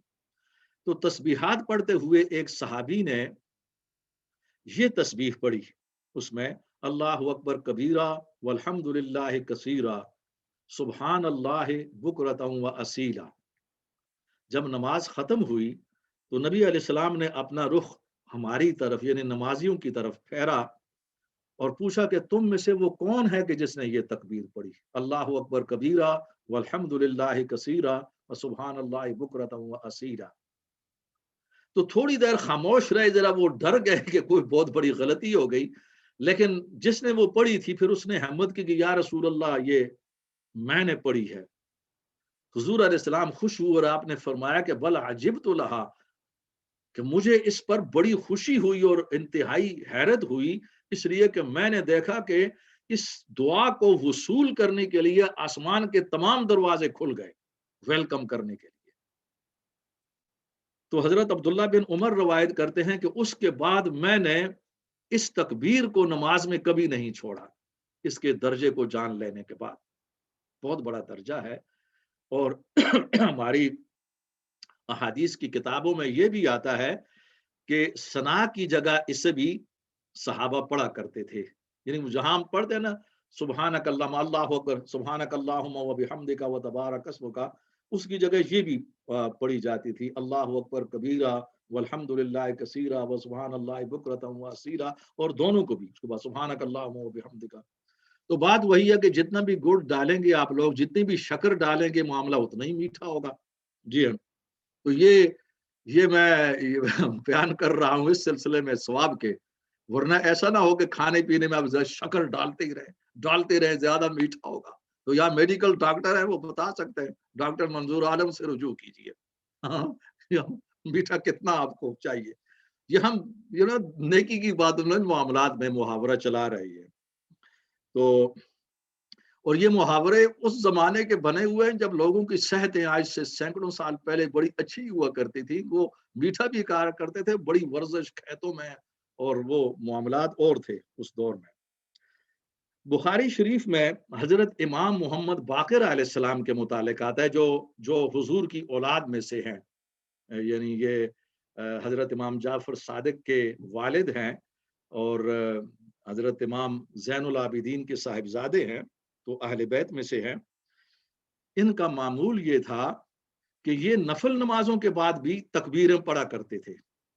अब तकबीरों में कोई भी अल्लाहु अकबर कबीरा वल्हम्दुलिल्लाह कसीरा या अल्लाहु अकबर ला इलाहा इल्लल्लाह वल्लाहु अकबर वलिल्लाहिल हम्द, या वो सिंपल तकबीर अल्लाहु अकबर, और याद ना हो तो ये तो हर एक को याद होती है अल्लाहु अकबर। जी। तो जुल्हिज्जा 9 जुल्हिज्जा इसको यौम हज कहा जाता है, इसका दर्जा बहुत ज्यादा बुलंद है। तो 9 जुल्हिज्जा का जो रोजा है, अजीम सहाबी हजरत अबू कतादा रजी अल्लाह अन्हु बयान करते हैं कि 9 जुल्हिज्जा का जो रोजा है यौम हज का, इसका दर्जा इतना ज्यादा है कि एक साल जो गुज़श्ता साल और जिस साल में इंसान दाखिल है, मौजूदा साल जितने भी गुनाह उसने किए हैं इन सब के लिए मुआफी है। हजरत उम्मुल मोमिनीन आयशा सिद्दीका रजी अल्लाह अन्हा, उनकी एक रवायत है, यौम हज इसको यौम अरफा भी कहा जाता है क्योंकि मैदान अराफात में ठहरा जाता है, वकूफ अराफात, और ये हज का सबसे बड़ा और बुनियादी रुकन है। باقی ارکان اگر آپ سے مس ہو گئے تو اس کے لیے تلافی ہے، لیکن اگر یہ مس ہو گیا وقوف عرفہ، آپ کا حج نہیں ہوا، دوبارہ کرنا پڑے گا۔ تو یوم عرفہ، اس کا روزہ حضرت ام المومنین کی اس روایت کے مطابق یہ 1000 روزے کے برابر ہے، اس کا بہت بڑا اجر ہے۔ اب آخر میں ایک علمی گفتگو ہے ہمارے علماء اور محدثین کے نزدیک، چونکہ آپ لوگ بھی علمی ہیں جو اس وقت ہمارے سامنے ہے، ہمارا آڈینس، تو یہ ایک علمی لیول پر، ایکڈیمک لیول پر یہ ڈسکورس ہے علمی، تو آپ کے فائدے کے لیے میں اختصار کے ساتھ بیان کرتا ہوں۔ اس کا عنوان یہ دلچسپ، کوائٹ انٹرسٹنگ، کہ آیا ذوالحجہ کے یہ 10 جو ایام ہیں یہ زیادہ فضیلت والے اہم ہیں یا ماہ رمضان المبارک؟ رمضان شریف کے بھی بڑے فضائل ہیں، تو ان دونوں میں سے کون سا اہم ہے؟ تو یہ ایک علمی بحث ہے ماشاءاللہ، بہت خوبصورت، تو اسے سماعت فرمائیں۔ 3 آراء ہیں اس میں، 3 ویوز۔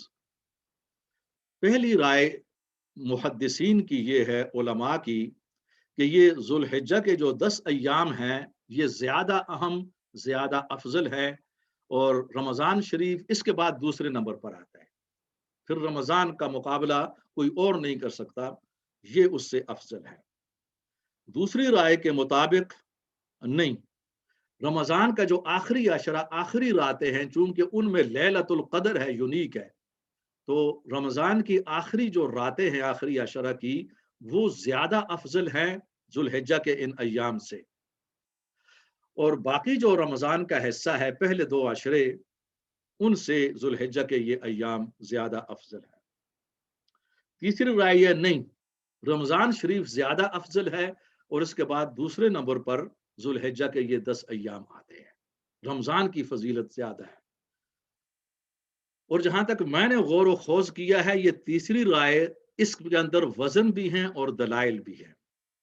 میں نے تمام آراء کو پڑھا ہے، پہلی 2 آراء کو، اور مجھے اس بات پر تعجب ہے کہ اس میں حافظ ابن کثیر، حافظ الذہبی، جو آج سے 700-800 سال پہلے یہ لوگ گزرے ہیں، بہت بڑا کام کیا ہے، تفسیر اور حدیث دونوں معاملات میں بڑی اتھارٹی ہیں، آپ نے ان کے نام سنے ہوں گے، تو یہ بھی یعنی یہ کہ رمضان کی آخری راتوں کو مستثنا کر کے باقی رمضان پیچھے، لیکن جب میں نے دلائل کا موازنہ کیا تو آپ یقین کیجئے کہ دلائل رمضان المبارک کے حق میں آتے ہیں، جس کو اتنا کوالٹی آف آرگیومنٹس، آرگیومنٹس کا ایک معیار ہوتا ہے، جس کو دیکھیں نا، سپریم کورٹ میں جب کیس جاتا ہے تو جو ججز ہوتے ہیں تو وہ کوالٹی آف آرگیومنٹس کو دیکھتے ہیں، وہ اس بات کو نہیں دیکھیں گے کہ وکلاء میں سے کون سا وکیل زبان کتنی بہترین بولتا ہے، خطیب کتنا بہترین ہے، گرامر کے لحاظ سے کس کی اردو یا انگلش زیادہ معیاری ہے، اس کو کاؤنٹ نہیں کیا جاتا، وہاں پر دلیل اور دلیل کے معیار کو لیا جاتا ہے۔ اب اسی بات کو ہم سامنے رکھیں، چونکہ دلچسپ بحث ہے، اس کا کوئی نظری عقیدے سے تعلق نہیں ہے، آپ لوگ چونکہ علمی ہیں تو علمی حضرات کے سامنے علمی بات استفادہ کے لیے، علمی فائدہ کے لیے ضروری ہے۔ مثلا قرآن کریم میں صریح الفاظ میں، this is called quality of argument, صریح الفاظ میں قرآن کریم کے اندر رمضان کی فضیلت کا ذکر ہوا ہے، ذوالحجہ کے 10 ایام کی فضیلت کا قرآن کریم میں صریحاً کوئی ذکر نہیں ہے۔ That's the point۔ دلیل کی دنیا میں اس کو دلیل کہا جاتا ہے کہ دستور کے اندر جس چیز کو صریحاً ذکر کر دیا جائے، اس کے مقابلے میں دوسری چیز صریحاً ذکر نہیں ہوتی کانسٹیٹیوشن میں، جج یا وکلاء اس کی انٹرپریٹیشن کرتے ہیں، personal analogy, it has been proved through your personal analogy, your قیاس، اور وہ لیسر ہوتی ہے بنسبت اس چیز کے جو کانسٹیٹیوشن میں کلیئرلی ڈیفائن کی گئی ہو، ہاں، اور اس میں فرق ہوتا ہے، اور یہاں وہ فرق آ جائے، کیونکہ قرآن سب سے اہم ہے، سب سے اہم کتاب ہے قرآن کریم، اور اس میں جس چیز کا مثلا شہر رمضان الذی انزل فیہ القرآن، رمضان وہ مہینہ ہے جس میں قرآن نازل کیا گیا، من شہد منکم الشہر فلیصمہ، تو لہٰذا جو بھی اس مہینہ کو پائے گا صحت کی حالت میں، وہ کے روزے رکھے، اور رمضان کے روزوں کا بھی قرآن میں صریحاً ذکر ہے، جبکہ ماہ ذوالحجہ کے جتنے بھی روزے ہیں وہ سب کے سب نفلی ہیں، اور رمضان کا جو روزہ ہے قرآن میں اس کا ذکر ہے اور اس کو فرض قرار دیا گیا، اور یہ اسلام کے پلرز ستونوں میں سے ایک ستون ہے، جبکہ ذوالحجہ کے روزے جو ہیں وہ نفلی ہے اور وہ ستون نہیں ہے، اور ان کا قرآن میں ذکر بھی نہیں ہے، حدیث میں ذکر ہے۔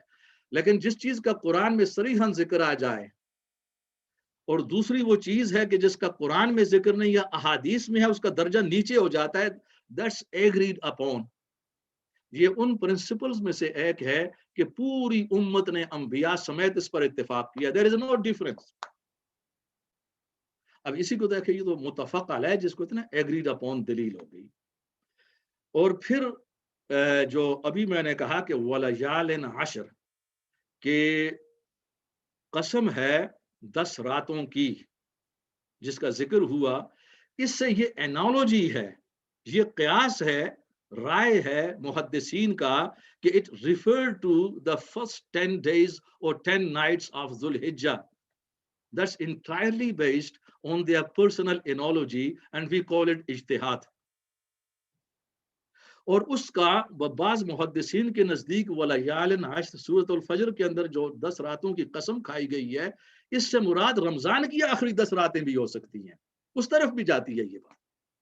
اس لیے یہی اب آپ دیکھتے ہیں نا کہ جب کانسٹیٹیوشن میں کسی شق پر 2 وکیل آپس میں بحث کر رہے ہوتے ہیں، ایک اس کو اپنی طرف انٹرپریٹ کرتا ہے، دوسرا ڈیفرنٹلی اپنے حق میں انٹرپریٹ کرتا ہے۔ Why? Because it hasn't been defined clearly, precisely, in clear and plain words. یہی وجہ ہے کہ وَلَيَالٍ عَشْرٍ، قسم ہے 10 راتوں کی۔ اس میں نبی علیہ السلام نے یہ نہیں فرمایا کہ 10 راتوں سے مراد ذوالحجہ کی 10 راتیں ہیں، یہ محدثین کا اجتہاد ہے، اور بعض محدثین اسے رمضان کی طرف بھی لے گئے، ذوالحجہ کی طرف نہیں جاتی۔ یہ نا اس پوائنٹ کو بھی آپ نوٹ کر لیں، پوائنٹ از نوٹیبل۔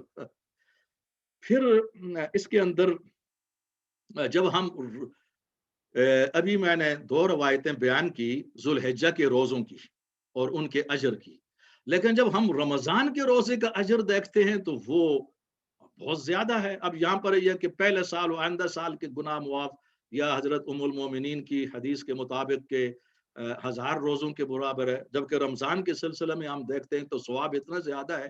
حضور فرماتے ہیں کہ ابن آدم کا ہر نیک عمل 10 گنا سے لے کر 700 گنا تک، اور بعض اوقات اس سے بھی زیادہ بڑھتا رہتا ہے عام حالات میں، لیکن روزہ اس سے مستثنا ہے۔ الصوم لی وانا اجزی بہ، روزہ خصوصاً رمضان کا روزہ یہ میرے لیے ہے اور میں خود اس کی خصوصی جزا دوں گا۔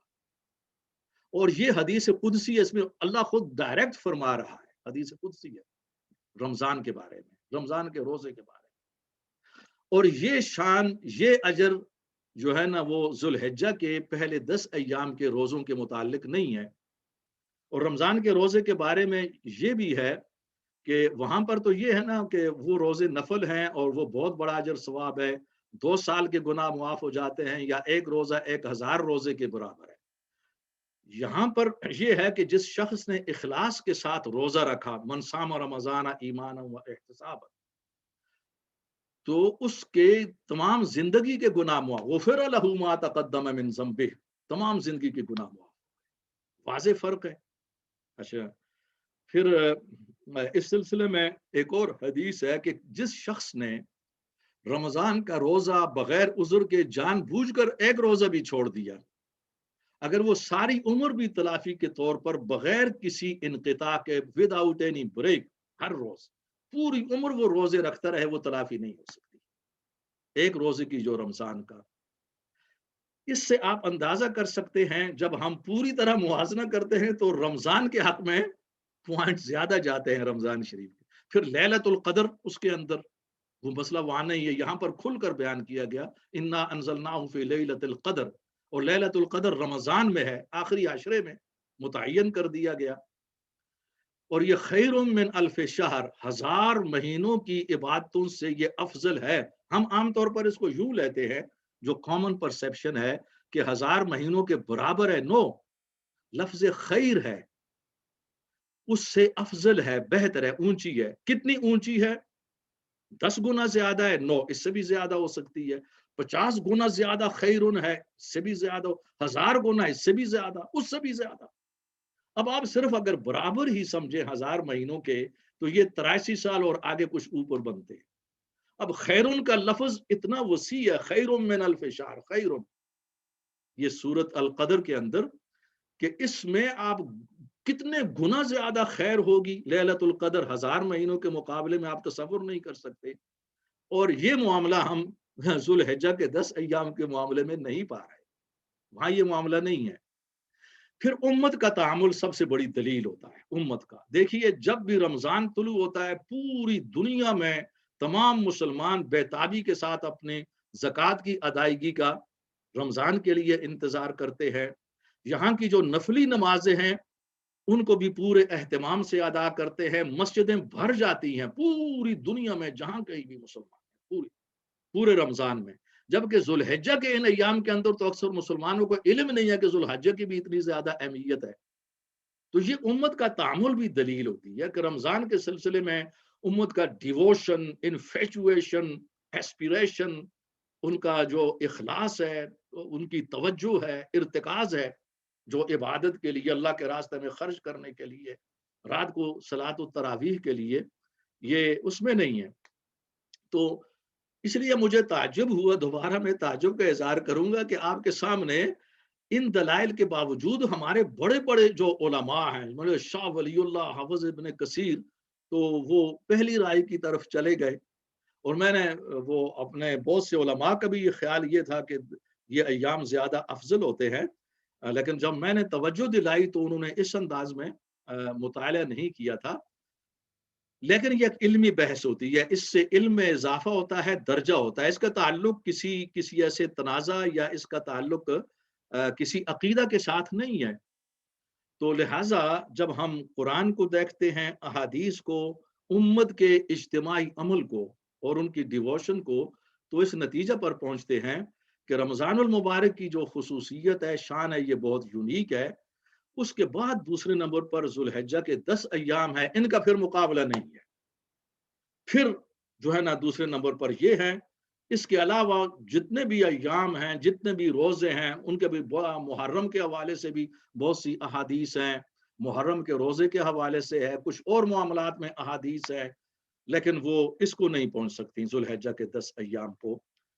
अलबत्ता अलबत्ता ये बात नोट कर लें, यहाँ पर एक फर्क है।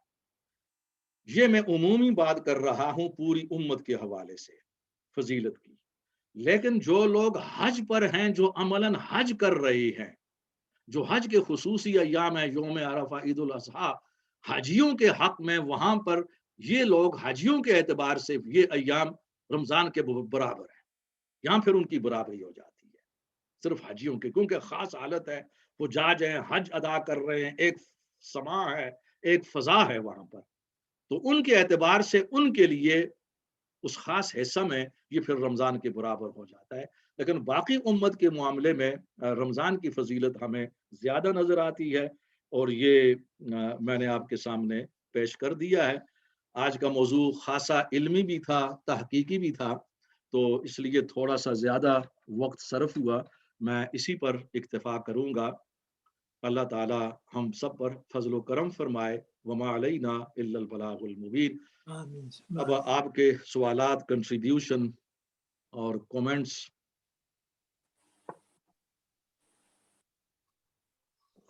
अगर आपकी इजाज़त हो तो मैं जी जी एक सवाल जरूर आपसे ख्वाजा साहब। करूं, बल्कि ये मेरा तबसरा है एक ज़माने से, वो ये हम्म कि जो लोग हज पर नहीं जाते वो कुर्बानी ज़रूर करते हैं, हम्म मगर उनको चाहिए और हमको चाहिए, और आपके तवज्जुह से मैं कहूँगा कि हम्म आपके सब सामीन को, नाजरीन को ये पता चले हम्म कि सबसे पहले तो हमें इसमें कंपटीशन नहीं करना चाहिए कि जैद का बकरा एक्स का है और मेरा बकरा x+1 का है। और दूसरे ये कुर्बानी हम करें, उसको ये सोच लें ये कस्ब हलाल से और ईसार के फलसफे के तौर पे की जा रही है। सबसे पहले ये होना चाहिए कि कुर्बानी के, जैसे आपने आज समझाया, मकसद क्या है, ये ईसार है। और तीसरी चीज मैं ये कहूँगा कि चूंकि हम बाशी हैं गैर मुल्कों के, जिस तरह आपने मुझसे पहले भी सुना होगा کہ میرا یہ 60واں سال ہے یہاں پر، تو میں سمجھتا ہوں کہ بجائے اس کے کہ ہم قربانی پر زور دیں کہ یہیں کریں اور قربانی کا گوشت اپنے فریزر میں بھر لیں، ہمیں ایسے ملکوں میں بھیجنا چاہیے کہ جہاں پر ہمارے مسلمان بھائی جو ہیں انہوں نے ہفتوں سے گوشت نہیں کھایا ہے، میرے خیال سے وہ بڑے اس کے مستحق ہیں کہ ہماری قربانی ان تک پہنچ جائے۔ تو یہ کہنا کہ قربانی کا گوشت ہم کو ضرور کھانا ہے، میں مانتا ہوں ضرور کھانا چاہیے، قرآن خود کہتا ہے کہ قربانی کے گوشت میں آپ بھی حصہ لیں، مگر موجودہ دور پہ میں دیکھتا ہوں کہ میں یہ چاہوں گا کہ میری جو قربانی ہے وہ بھی انہی کو میں دے دوں کہ جو مستحق ہے انشاءاللہ۔ تو آپ کے توسط سے میں چاہوں گا کہ لوگ سنیں اور اس کو دیکھیں، اور ہمارے اپنے بھائیوں کو جو کہ ہم سے لیس فارچونیٹ ہے، ہم کو ان کی خدمت بھی کرنی چاہیے انشاءاللہ۔ جزاک اللہ، ہم جو ہے نا وہ آپ کے ساتھ ہیں، یہ بہت اہم بات ہے، اور ویسے بھی نیکی اپنے مقام کے اعتبار سے درجہ رکھتی ہے۔ جہاں پر زیادہ غربا ہیں اگر وہاں پر قربانی ہوگی تو یہ اخلاص اور ایثار کے حوالے سے اس کا درجہ اور ثواب اور زیادہ بلند ہو جائے گا، اور ہمیں اس پر عمل کرنا چاہیے۔ ہم آپ کے ساتھ ہیں اور یہ اہم پیغام ہے۔ اللہ تعالی عمل کی توفیق دے۔ آمین، شکریہ۔ ڈاکٹر صاحب، میں اس کی تائید کرنا چاہتا ہوں خواجہ صاحب کی، کہ یہاں پہ قربانی کرتے ہیں تو گوشت لے کے گھر گھر جا کے ڈسٹریبیوشن کرتے ہیں، لوگوں کے کئی دفعہ تیور بھی ٹھیک نہیں ہوتے کہ جی وہ پھر قربانی کا اور گوشت آ گیا، اور اس میں کٹا ٹھیک نہیں ہے، اس کی پورشنز ٹھیک نہیں ہے، فلاں ہے یہ وہ۔ تو اس لیے سب سے بہتر یہی ہے کہ جہاں پہ گوشت کی زیادہ ضرورت ہے وہاں پہ قربانی کی جائے۔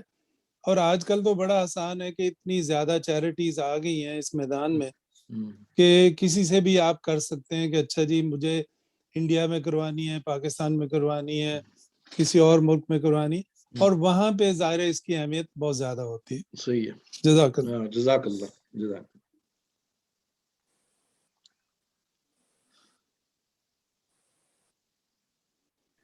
السلام علیکم ڈاکٹر صاحب۔ وعلیکم السلام ورحمۃ اللہ۔ جناب ایک سوال تھوڑا سا لٹریری ہے کہ جیسے آپ نے 10 راتوں کا ذکر کیا وَلَيَالٍ عَشْرٍ، تو قرآن شریف میں ہمیشہ یہ ہے کہ جب بھی اللہ تعالیٰ نے قسم کھائی ہے اس کے بعد ایک کوئی اسٹرانگ میسج سینڈ کیا گیا ہے۔ تو اس سورہ فجر میں جب یہ ساری قسمیں کھائی گئیں کہ وَالْفَجْرِ وَلَيَالٍ عَشْرٍ وَالشَّفْعِ، ساری یہ قسمیں کھائی گئیں، تو اس کے بعد میسج کیا تھا؟ کہ کیونکہ ہمیشہ یہی ہوا ہے کہ جتنی قسمیں کھائی گئی اس کے بعد جو میسج ہے اس ریلیٹڈ، درست ہے، درست ہے۔ وہ میسج کیا تھا؟ ایک تو یہ سوال ہے، اور دوسرا سوال یہ ہے کہ اکثر واٹس ایپ پہ میسیجز آ رہے ہیں کہ ہے نا ذی الحجہ کی 10 دنوں میں آپ ناخن نہیں کاٹیں اور بال نہیں کاٹیں، اور ایک میسج آیا اس میں صحیح مسلم کی حدیث کا ریفرنس نمبر بھی دیا ہے 5234، اور وہ میں نے چیک کیا تو وہ حدیث کمپلیٹلی ڈفرینٹ ہے، لیکن واٹس ایپ پہ یہ حدیث بنا کے بھیجی گئی ہے کہ بال نہ کاٹیں اور اس طرح۔ تو ایک تو یہ کہ حدیث کو رانگ سینڈ کرنا ویدر یہ صحیح بھی ہے کہ نہیں، اور یہ اور از دیر اینی سنت اور روایت کہ بال کاٹنے اور فرسٹ 10 days آف ذی الحجہ میں حجاج کی طرح رہنے کا کوئی روایت ہے کہ نہیں ہے؟ جزاک اللہ۔ جواب سے پہلے میں یہ دیکھ رہا ہوں شمس العارفین ہیں ہمارے اس میں، آپ کو گل عمران صاحب علم ہے وہ ہمارے ساتھ ہیں یا نہیں؟ کیونکہ ان کے سوالات بڑے اہم ہوتے ہیں، ہم مس کرتے ہیں انہیں۔ جی جی نظر تو آ رہے ہیں۔ ہاں ٹھیک ہے، ٹھیک ہے۔ اچھا جناب، آپ کے دونوں سوالوں کا جواب یہاں پر سورۃ الفجر میں یہ قسم کے بعد پیغام ہوتا ہے، آگے آ جائے الم تری کیف فعل ربک بعاد ارم ذات العماد۔ قوم عاد جو تھی یہ حضرت ہود علیہ السلام کی قوم تھی، اور شاید آپ جب ہم نے یہ لاک ڈاؤن شروع ہوا تو اس میں انبیاء کی ہم تاریخ بھی بیان کرتے تھے پوری تفصیل کے ساتھ۔ حضرت ہود علیہ السلام کی تاریخ میں بیان کیا تھا اس قوم کے حوالے سے کہ یہ وہ قوم ہے کہ اللہ تعالیٰ نے ان کو بہت بڑی ترقی دی، عقل کی، ٹیکنالوجی، اور پھر ان کے قد اور ان کی صحت، اور آج بھی ان کے باقیات ہیں، لیکن یہ شرک میں اور بدعمالیوں، کرپشن میں مبتلا ہوئے۔ ہود علیہ السلام طویل عرصہ تک ان کو تقریر کرتے رہے، دعوت دیتے رہے، مگر یہ نافرمانیوں پر قائم رہے، ما سوائے ایک قلیل تعداد کے۔ تو پھر ان پر ایک شدید آندھی کا عذاب آیا تھا کہ جس نے ان کے مکانات کو اور کھیتوں کو اور ہر چیز کو اکھاڑ کر رکھ دیا، اور یہ خود بھی اس کے اندر مر گئے اور بالکل اوندے پڑے تھے۔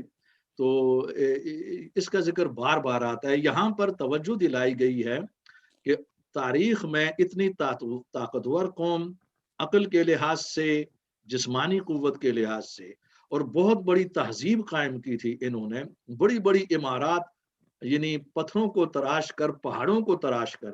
ظاہر ہے کہ اس زمانے میں ٹیکنالوجی، عقل تو ہوگا کوئی، اور آج بھی اس کی باقیات ہیں یہ ان کے نجد کے علاقے میں، احقاف کے علاقے میں۔ تو یہ میسج یہ دینا مقصود تھا قریش مکہ کو، چونکہ سب سے بڑے مخاطب بھی اور مخالف بھی قریش مکہ تھے، کہ یہ دینا تھا کہ دیکھیے وہ ذات کہ جس نے تم سے بڑی اور تم سے عظیم قوم کو فنا کر دیا، اور سیم سبب تھا جو آج تم نافرمانی کر رہے ہو ایک پیغمبر کی، انہوں نے یہی نافرمانی اور گناہ کیا تھا، تو تم بھی اپنے آپ کو پھر تیار کر لو کسی تباہی کے لیے۔ تو یہ میسج دینا مقصود تھا قریش کو اور اہل عرب کو۔ اور دوسرا، یہ جو حدیث آپ نے پوچھی ہے ناخن اور بال وغیرہ کاٹنے کے، یہ مستند ہے۔ بعض اوقات ایسے ہوتے ہیں کہ لوگ حدیث دے دیتے ہیں اس کا نمبر، لیکن بعد میں چیک کیا جاتا ہے تو وہ نمبر غلط نکلتا ہے۔ ہوتا یہ ہے کہ زیادہ تر وہ لیتے ہیں آج کل یہ احادیث، چونکہ آ جاتی ہیں ان کی جو انٹرنیشنل نمبریز وغیرہ، تو وہاں سے لیتے ہیں، اور میں نے چیک کیا ہے کہ بعض اوقات نمبر درست نہیں ہوتے، لیکن حدیث اپنی جگہ پر موجود ہے۔ اور نبی علیہ السلام نے فرمایا کہ جو شخص قربانی کا ارادہ کر لے تو وہ ان 10 دنوں کے اندر اپنے جسم کا کوئی بال نہ کاٹے، اپنے ناخنوں کو نہ کاٹے، جیسا کہ حاجیوں کے لیے یہ تو فرض ہے، یہ تو ارکان کا اور ان کی ذمہ داریوں کا، واجبات کا حصہ ہے، لیکن جو نان حاجیز ہیں یہ ان کے لیے فرض نہیں ہے، یہ سنت ہے، یعنی یہ آپشنل ہے۔ اگر وہ ایسا کریں گے تو اس طرح ایک بہت زیادہ ان کو اجر اور ثواب ملے گا۔ ہاں جی ڈاکٹر صاحب، جی آواز آ رہی جی؟ جی ہاں، بالکل بالکل، جی آج ڈاکٹر تو صاحب، آپ کی آواز بالکل کلیئر ہے۔ چلیں جی ماشاء اللہ، شکر ہے۔ جی اچھا جی، ایک تو ڈاکٹر صاحب یہ کہ کچھ علماء اور ہمارے ہاں جو کچھ مفکر کہہ رہے ہیں، وہ کہتے ہیں کہ بھی ایک فیملی کی طرف سے صرف ایک قربانی جو ہے، یا اجتماعی قربانی مل کر کے جو ہے آپ کر لیں، اور بقایا جو ہے آپ ویلفیئر پہ یا کسی اور اچھے مقصد کے لیے قربانی کا جو بھی ہے مطلب کہنا چاہیے جمع شدہ رقم جو ہے وہ ادا کرتے ہیں۔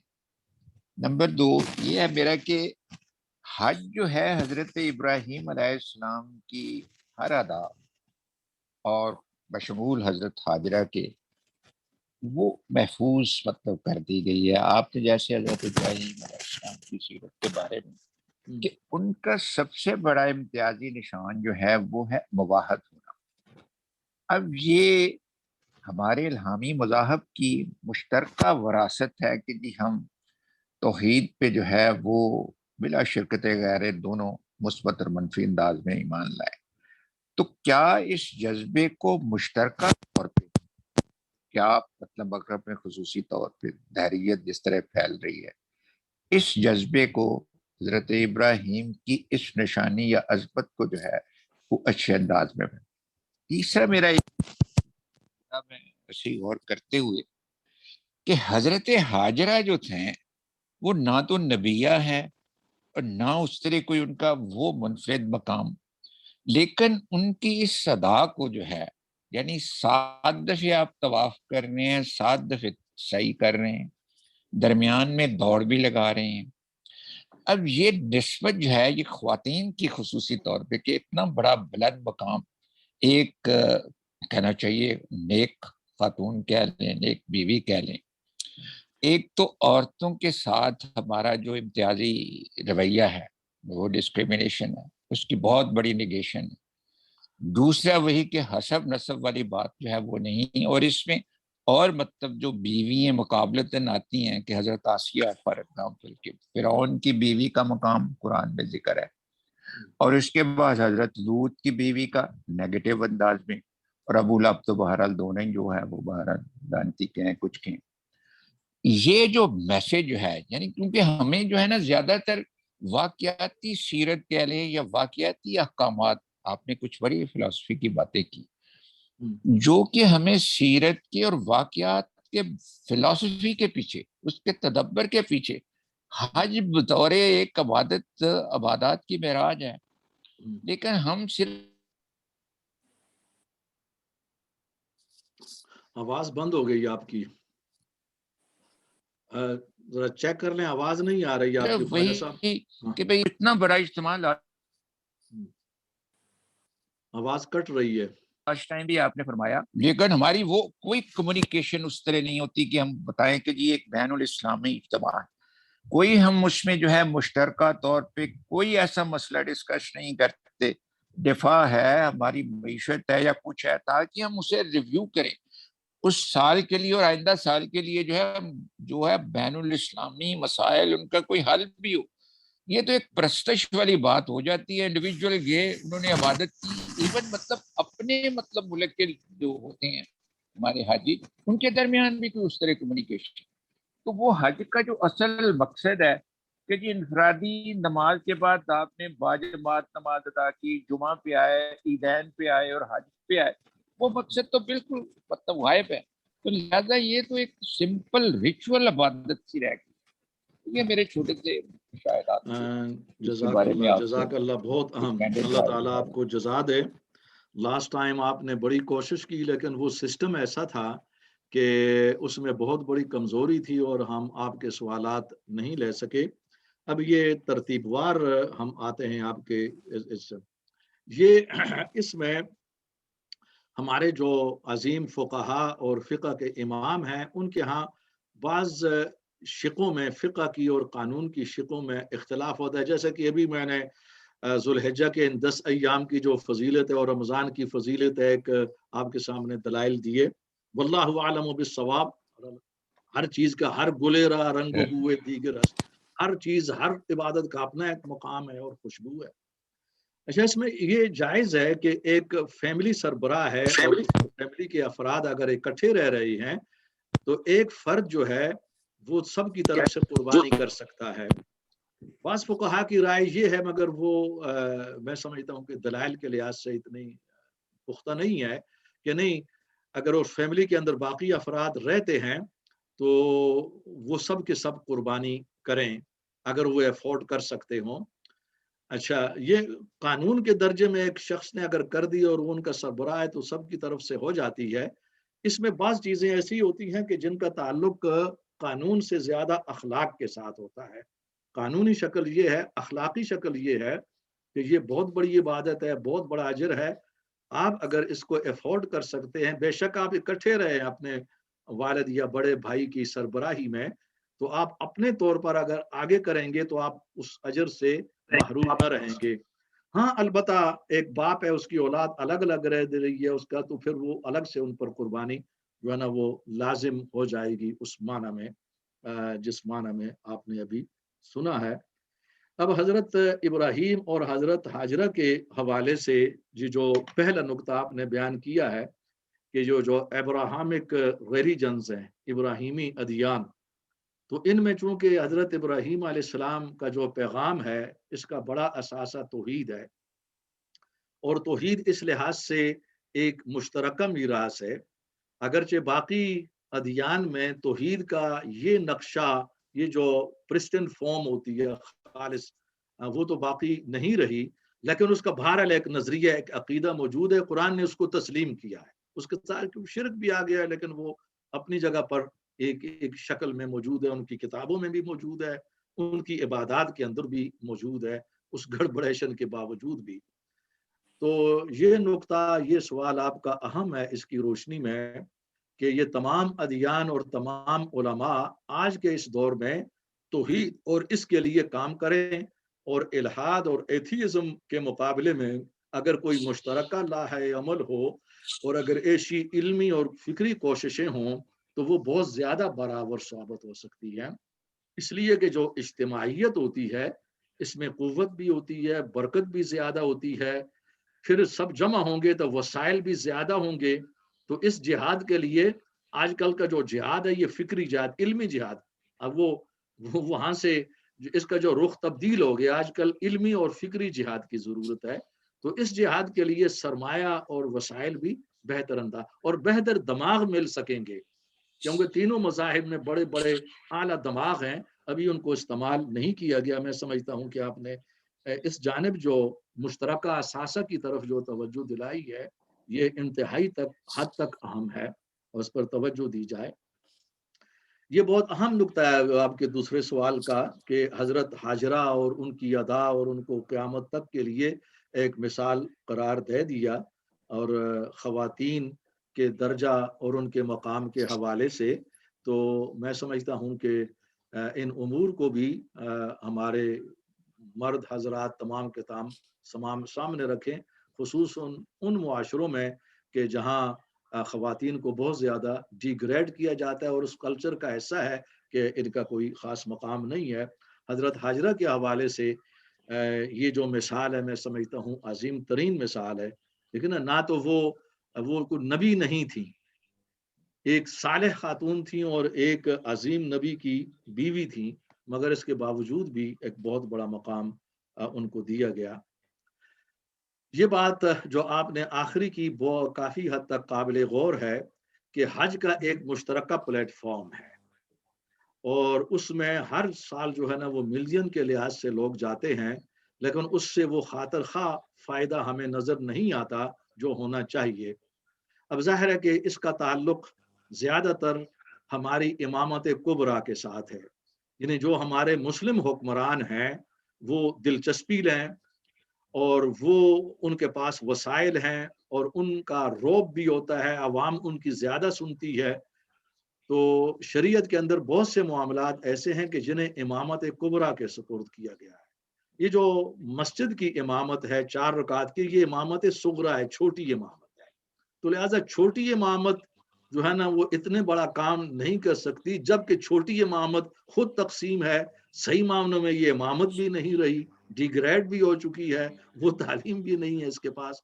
تو یہ سارے امامت صغریٰ امامت کبریٰ یہ دونوں مل کر جو ہے نا اس کمزوری کا باعث بن رہی ہیں، ورنہ حج جیسا بہت بڑا یونیک پلیٹ فارم ہے، ایک ایسا ادارہ ہے کہ جس سے اجتماعی طور پر ہم بہت زیادہ فائدے حاصل کر سکتے ہیں۔ آج جن مصیبتوں میں اور جس پسماندگی میں ہم مبتلا ہیں اس سے نجات حاصل کر سکتے ہیں۔ شکریہ۔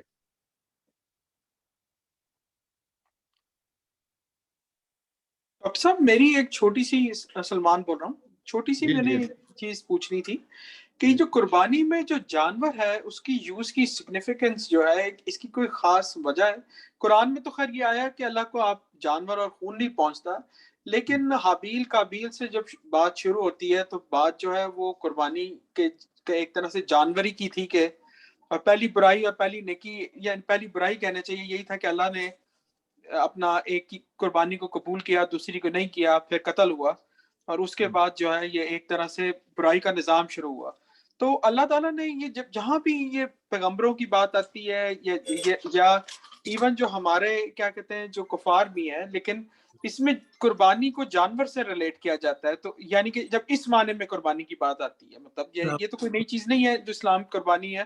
قربانی تو آپ جن صحیح کہا حضرت آدم کے زمانے سے شروع ہوئی ہے، اور یہ جو ہے یہ اگر مایا کی تہذیب میں چلے جائیں یا کسی ہندوؤں کی تہذیب میں چلے جائیں تو یہ جانوروں اور ایون یہ کفار کی یعنی کہ مشرقین مکہ کی تہذیب میں چلے جائیں، یہ قربانی کا کنسیپٹ تو قائم تھا بہت زیادہ۔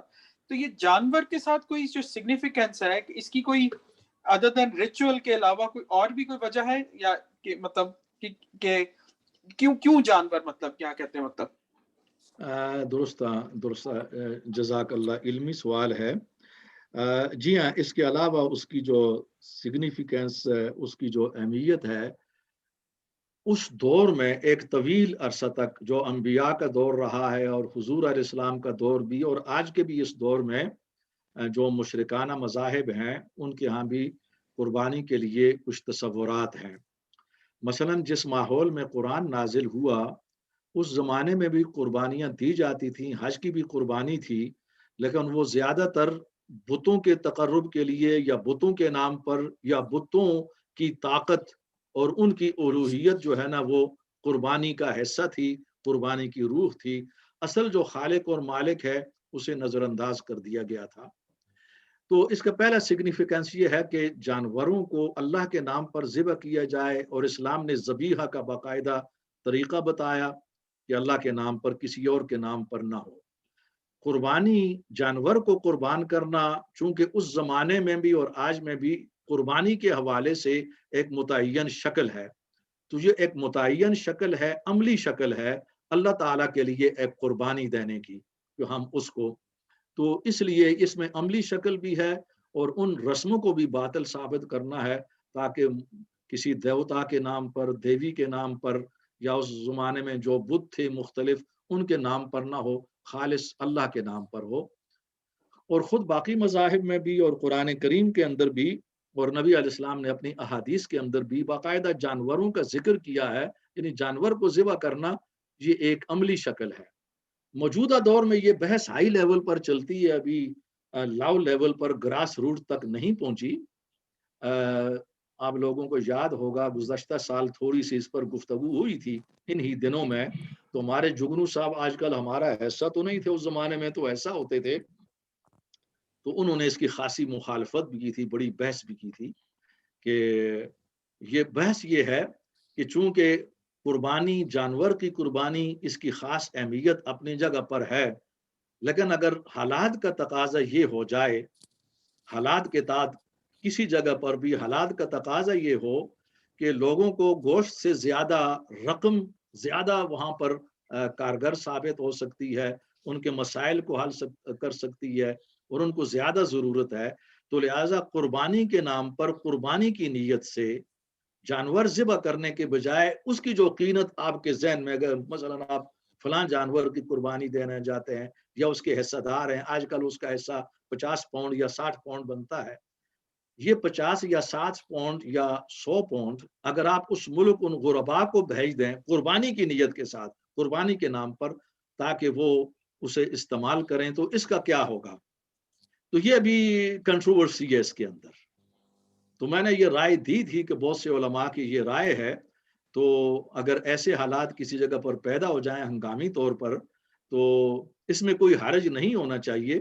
لیکن دوسری طرف سے بڑے بڑے علماء کی رائے یہ ہے کہ اس سے جو جانور کی اہمیت ہے، قرآن میں ذکر ہے، پھر حضور نے جانور متعین کیے ہیں، تو اس کا طریقہ یہ ہوتا ہے کہ جانور کی قربانی کو ختم نہ کیا جائے، بالکل وہ اپنی جگہ پر رہے، اور کہیں ایسے حالات ہنگامی پیدا ہو جائیں تو ہنگامی بنیادوں پر یہ فیصلہ لیا جا سکتا ہے. لیکن سٹل بہت بہت بہت بہت کنٹروورشل ہے، ابھی اکثریت ماننے کو تیار نہیں ہے.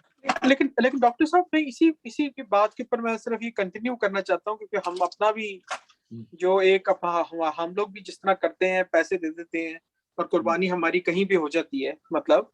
لیکن جب آپ دیکھتے ہیں کہ اللہ کا حکم کیا ہے، اور یہی چیز میں آج کل ذرا سمجھنے کی کوشش کر رہا ہوں کہ اپنا اللہ تعالیٰ نے فزیکل فارم میں قربانی جو ہے، یہ حابیل کا جو قابیل کے زمانے سے شروع ہوئی، پھر ایک کی قربانی کو قبول کر لیا کہ سیکریفائس زیادہ بڑا تھا، دوسرا کا کم تھا. پھر جب حضرت اسماعیل اور اس کا بھی زمانہ آتا ہے تو اس کے اندر ایک توحید کا بھی تو بہت بڑا کنسپٹ ہے نا، کہ ریچولز کو توڑا گیا، مطلب کہ کیا کہتے ہیں، یہ جو مشرکین مکہ کے، یہ مشرکین کے ریچولز کو بھی توڑا گیا. لیکن پھر جب ہمارے پاس یہاں پر موقع ہے کہ ہم یہاں پر جانور خرید کے قربان کر سکتے ہیں، یعنی کہ ایک تو یہ ٹھیک ہے، بات یہ ایک ڈیبیٹ ہے کہ جی کہاں پر ضرورت زیادہ ہے، لیکن بات یہ ہے کہ اگر ہم قربانی کی ایسنس کو لیتے ہیں تو قربانی کے اندر ایک جانور کی ایک بہت بڑی سگنیفیکنس نظر آتی ہے اللہ کے نزدیک، یہ نبیوں کی سنت بھی ہے.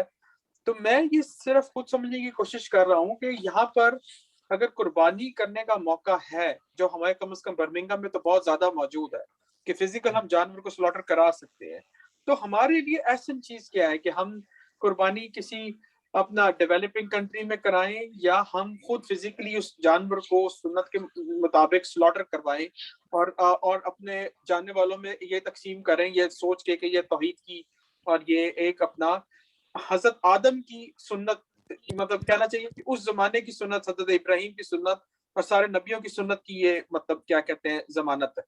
مطلب یہ میں یہ سوچتا ہوں کیونکہ ورنہ تو پھر کوئی بھی پھر اللہ تعالیٰ، مجھے یہ تھا کہ میں خود سمجھنے کی کوشش کر رہا ہوں کہ ورنہ تو پھر اس زمانے بھی ہوتا کیونکہ امیر بندہ پیسہ دے دیتا، اور مطلب کیوں اللہ نے اس طرح جانور کو شروع سے رکھا.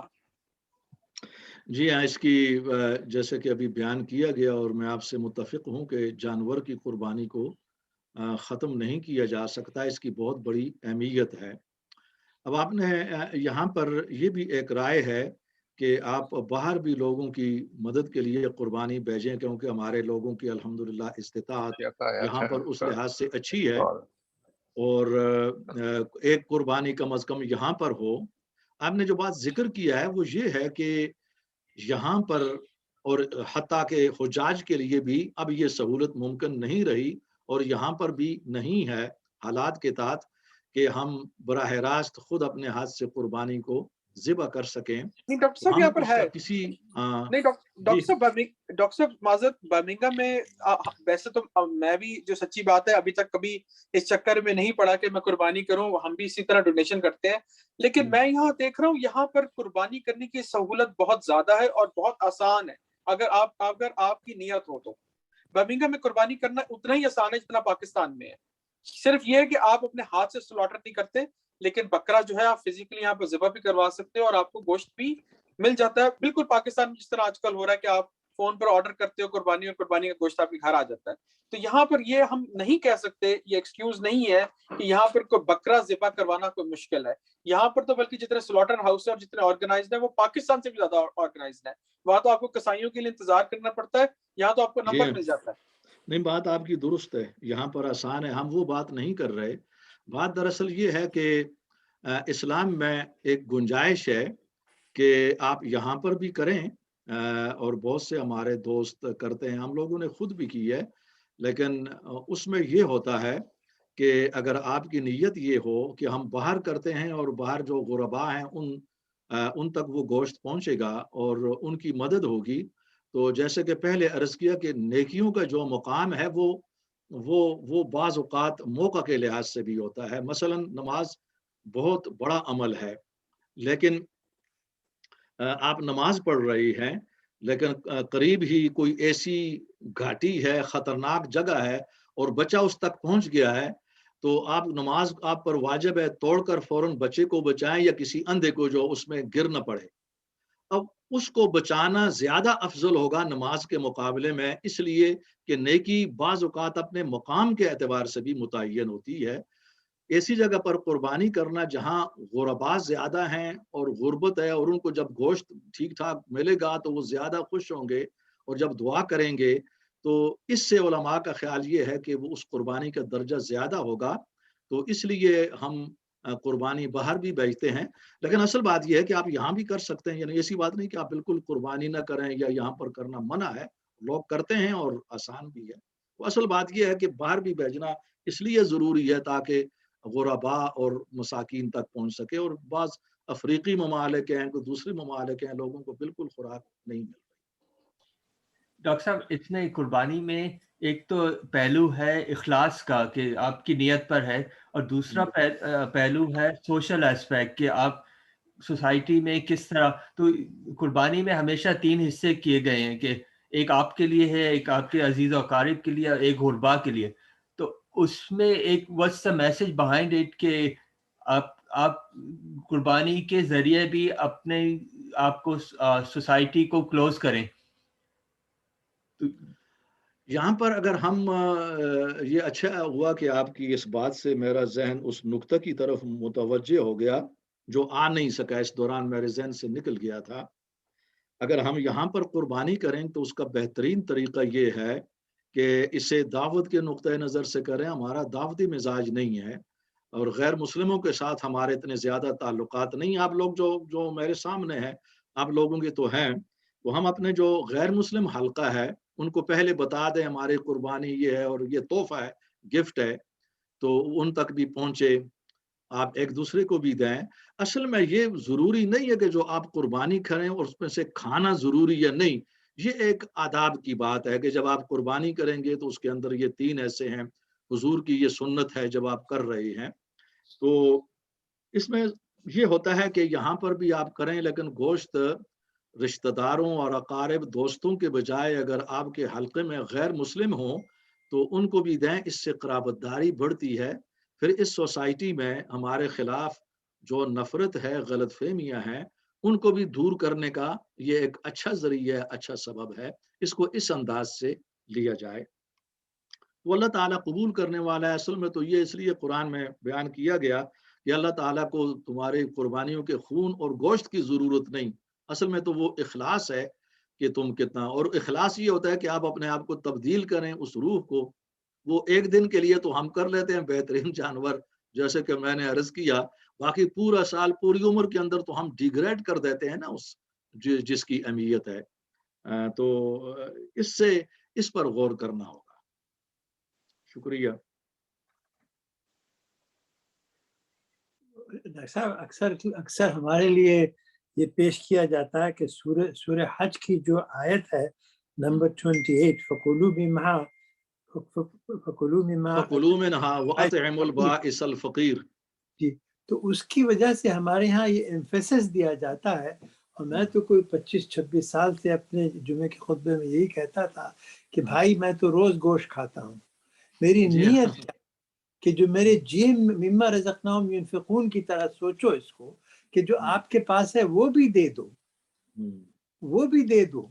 یہ ضرور ہے کہ میرا حصہ ہے اس میں، اس قربانی میں مجھے چاہیے کہ میری فیملی کا میرا اس میں حصہ ہے، مگر کیا یہ اور ایثار نہ ہوگا، قربانی نہ ہوگی کہ میں سب کا سب کسی کو دے دوں۔ صحیح ہے، صحیح۔ اس میں دیکھیے فقہی مسئلہ یہ ہے، یہ ہمارے ہاں بعض تصورات غلط طور پر مستحکم ہو جاتے ہیں، دلیل نہیں ہوتی پیچھے۔ اب فقہی طور پر یہ ہے کہ آپ نے مثلاً پاکستان میں قربانی کی اپنے ہاتھ سے، اور قربانی کے بعد کرنے کے بعد اس کا ایک حصہ بھی، یعنی ایک معمولی ٹکڑا بھی گوشت کا نہیں کھایا، اپنے لیے نہیں رکھا، آپ نے سب کا سب غربا کو دے دیا، اپنے دوستوں کو کچھ بھی نہیں رکھا، آپ کی قربانی ہو گئی اور ثواب میں کوئی فرق نہیں آیا۔ یعنی اس میں سے کھانا یہ کوئی واجب نہیں ہے، یہ اچھی چیز ہے آداب میں سے کہ آپ کھائیں، دوستوں اقارب کو دیں اور غربا کو دیں۔ اگر سب کا سب غربا کو دے دیا، بانٹ دیا، ایک چیز بھی، آپ کی قربانی اسی طرح ہوگی۔ الحمدللہ، لیگل پوائنٹ یہ ہے، اور اسی کو ذہن میں رکھا جائے۔ اچھا، یہ ایک بات مجھے بھول نہ جائے، چونکہ عید سر پر ہے اور آئندہ جو اتوار آ رہا ہے وہ عید کے بالکل متصل ہے، تو لہٰذا میری رائے یہ ہے کہ آئندہ، جیسے کہ ہماری روایت ہے اور اچھا فیشن ہے، کہ آئندہ اتوار انشاءاللہ آف ہوگا عید کی خوشی میں اور ویلکم کرنے کے لیے، کیونکہ یہ کافی متصل ہے۔ تو امید ہے کہ آپ لوگوں کو یہ بات پسند آئی ہوگی۔ انشاءاللہ، مگر اس کے اتوار کے بعد جب آپ آئیں تو میرے لیے گوشت لے آئیے گا۔ انشاءاللہ۔ تو دعا کر لیں اب ہم۔ انشاءاللہ۔ السلام علیکم ڈاکٹر صاحب۔ وعلیکم السلام، ماشاء اللہ، جی کیا حال ہے؟ آپ کی دعائیں بیٹا، بڑی خوشی ہے کہ آپ ہمارے ساتھ ہیں۔ یہ کامل ہے، ہمارے بھائی گل عمران صاحب کے صاحبزادہ ہے، یہ میری خاص کلاس میں بھی ہے اور بہت ہونہار ہے، بہت ہی ماشاء اللہ اچھی تربیت ہے۔ جی جی آپ فرمائیں۔ سارم بھائی فرام چلڈرن کلاس، کل ان کی نانو کی passed away, so please can everyone do dua for her؟ وفات ہو گئی، یہ ہمارے اچھے اسٹوڈنٹ ہیں سارم، تو ان کی نانی کی وفات ہو، جو ہم دعا کرتے ہیں ان کے لیے۔ الحمد للہ رب العالمین، والصلاة والسلام علی رسولہ محمد وآلہ وصحبہ اجمعین۔ اللہم انا نسألک علما نافعا وعملا متقبلا ورزقا طیبا۔ اللہم اغفر للمؤمنین والمؤمنات والمسلمین والمسلمات آمین الأحياء منهم والأموات آمین آمین إنك سميع قريب مجيب الدعوات. آمین یا اللہ تمام مرحومین کی مغفرت فرما. یا آمین اللہ ہمارے اس عزیز کی جو محترمہ بزرگ جن کا انتقال ہو گیا ہے ان کی مغفرت فرما. آمین اللہم اغفر لہا ورحمہا وعافہا واعف عنہا. یا اللہ انہیں اعلیٰ مقام عطا فرما، تمام آمین حسنات کو قبول فرما، آمین غلطیوں کو معاف فرما، حساب یسیر کا مصداق بنا اور اس جہان کو ان کے لیے گل و گلزار آمین ہم سب کی حفاظت فرما. اللہم ارفع عنا هذا البلاء والوباء خاصة آمین کرونا انك انت السمیع العلیم وتب آمین علینا انك انت التواب الرحیم برحمتک یا آمین. بہت بہت شکریہ جناب. السلام علیکم ورحمۃ اللہ وبرکاتہ. السلام. ماشاء اللہ انشاءاللہ ملیں گے عید کے بعد. اب انشاءاللہ تعالی. السلام عید علیکم. مبارک سب کو، عید مبارک ہو. سب کو پیشگی خیر. السلام علیکم ورحمۃ اللہ وبرکاتہ.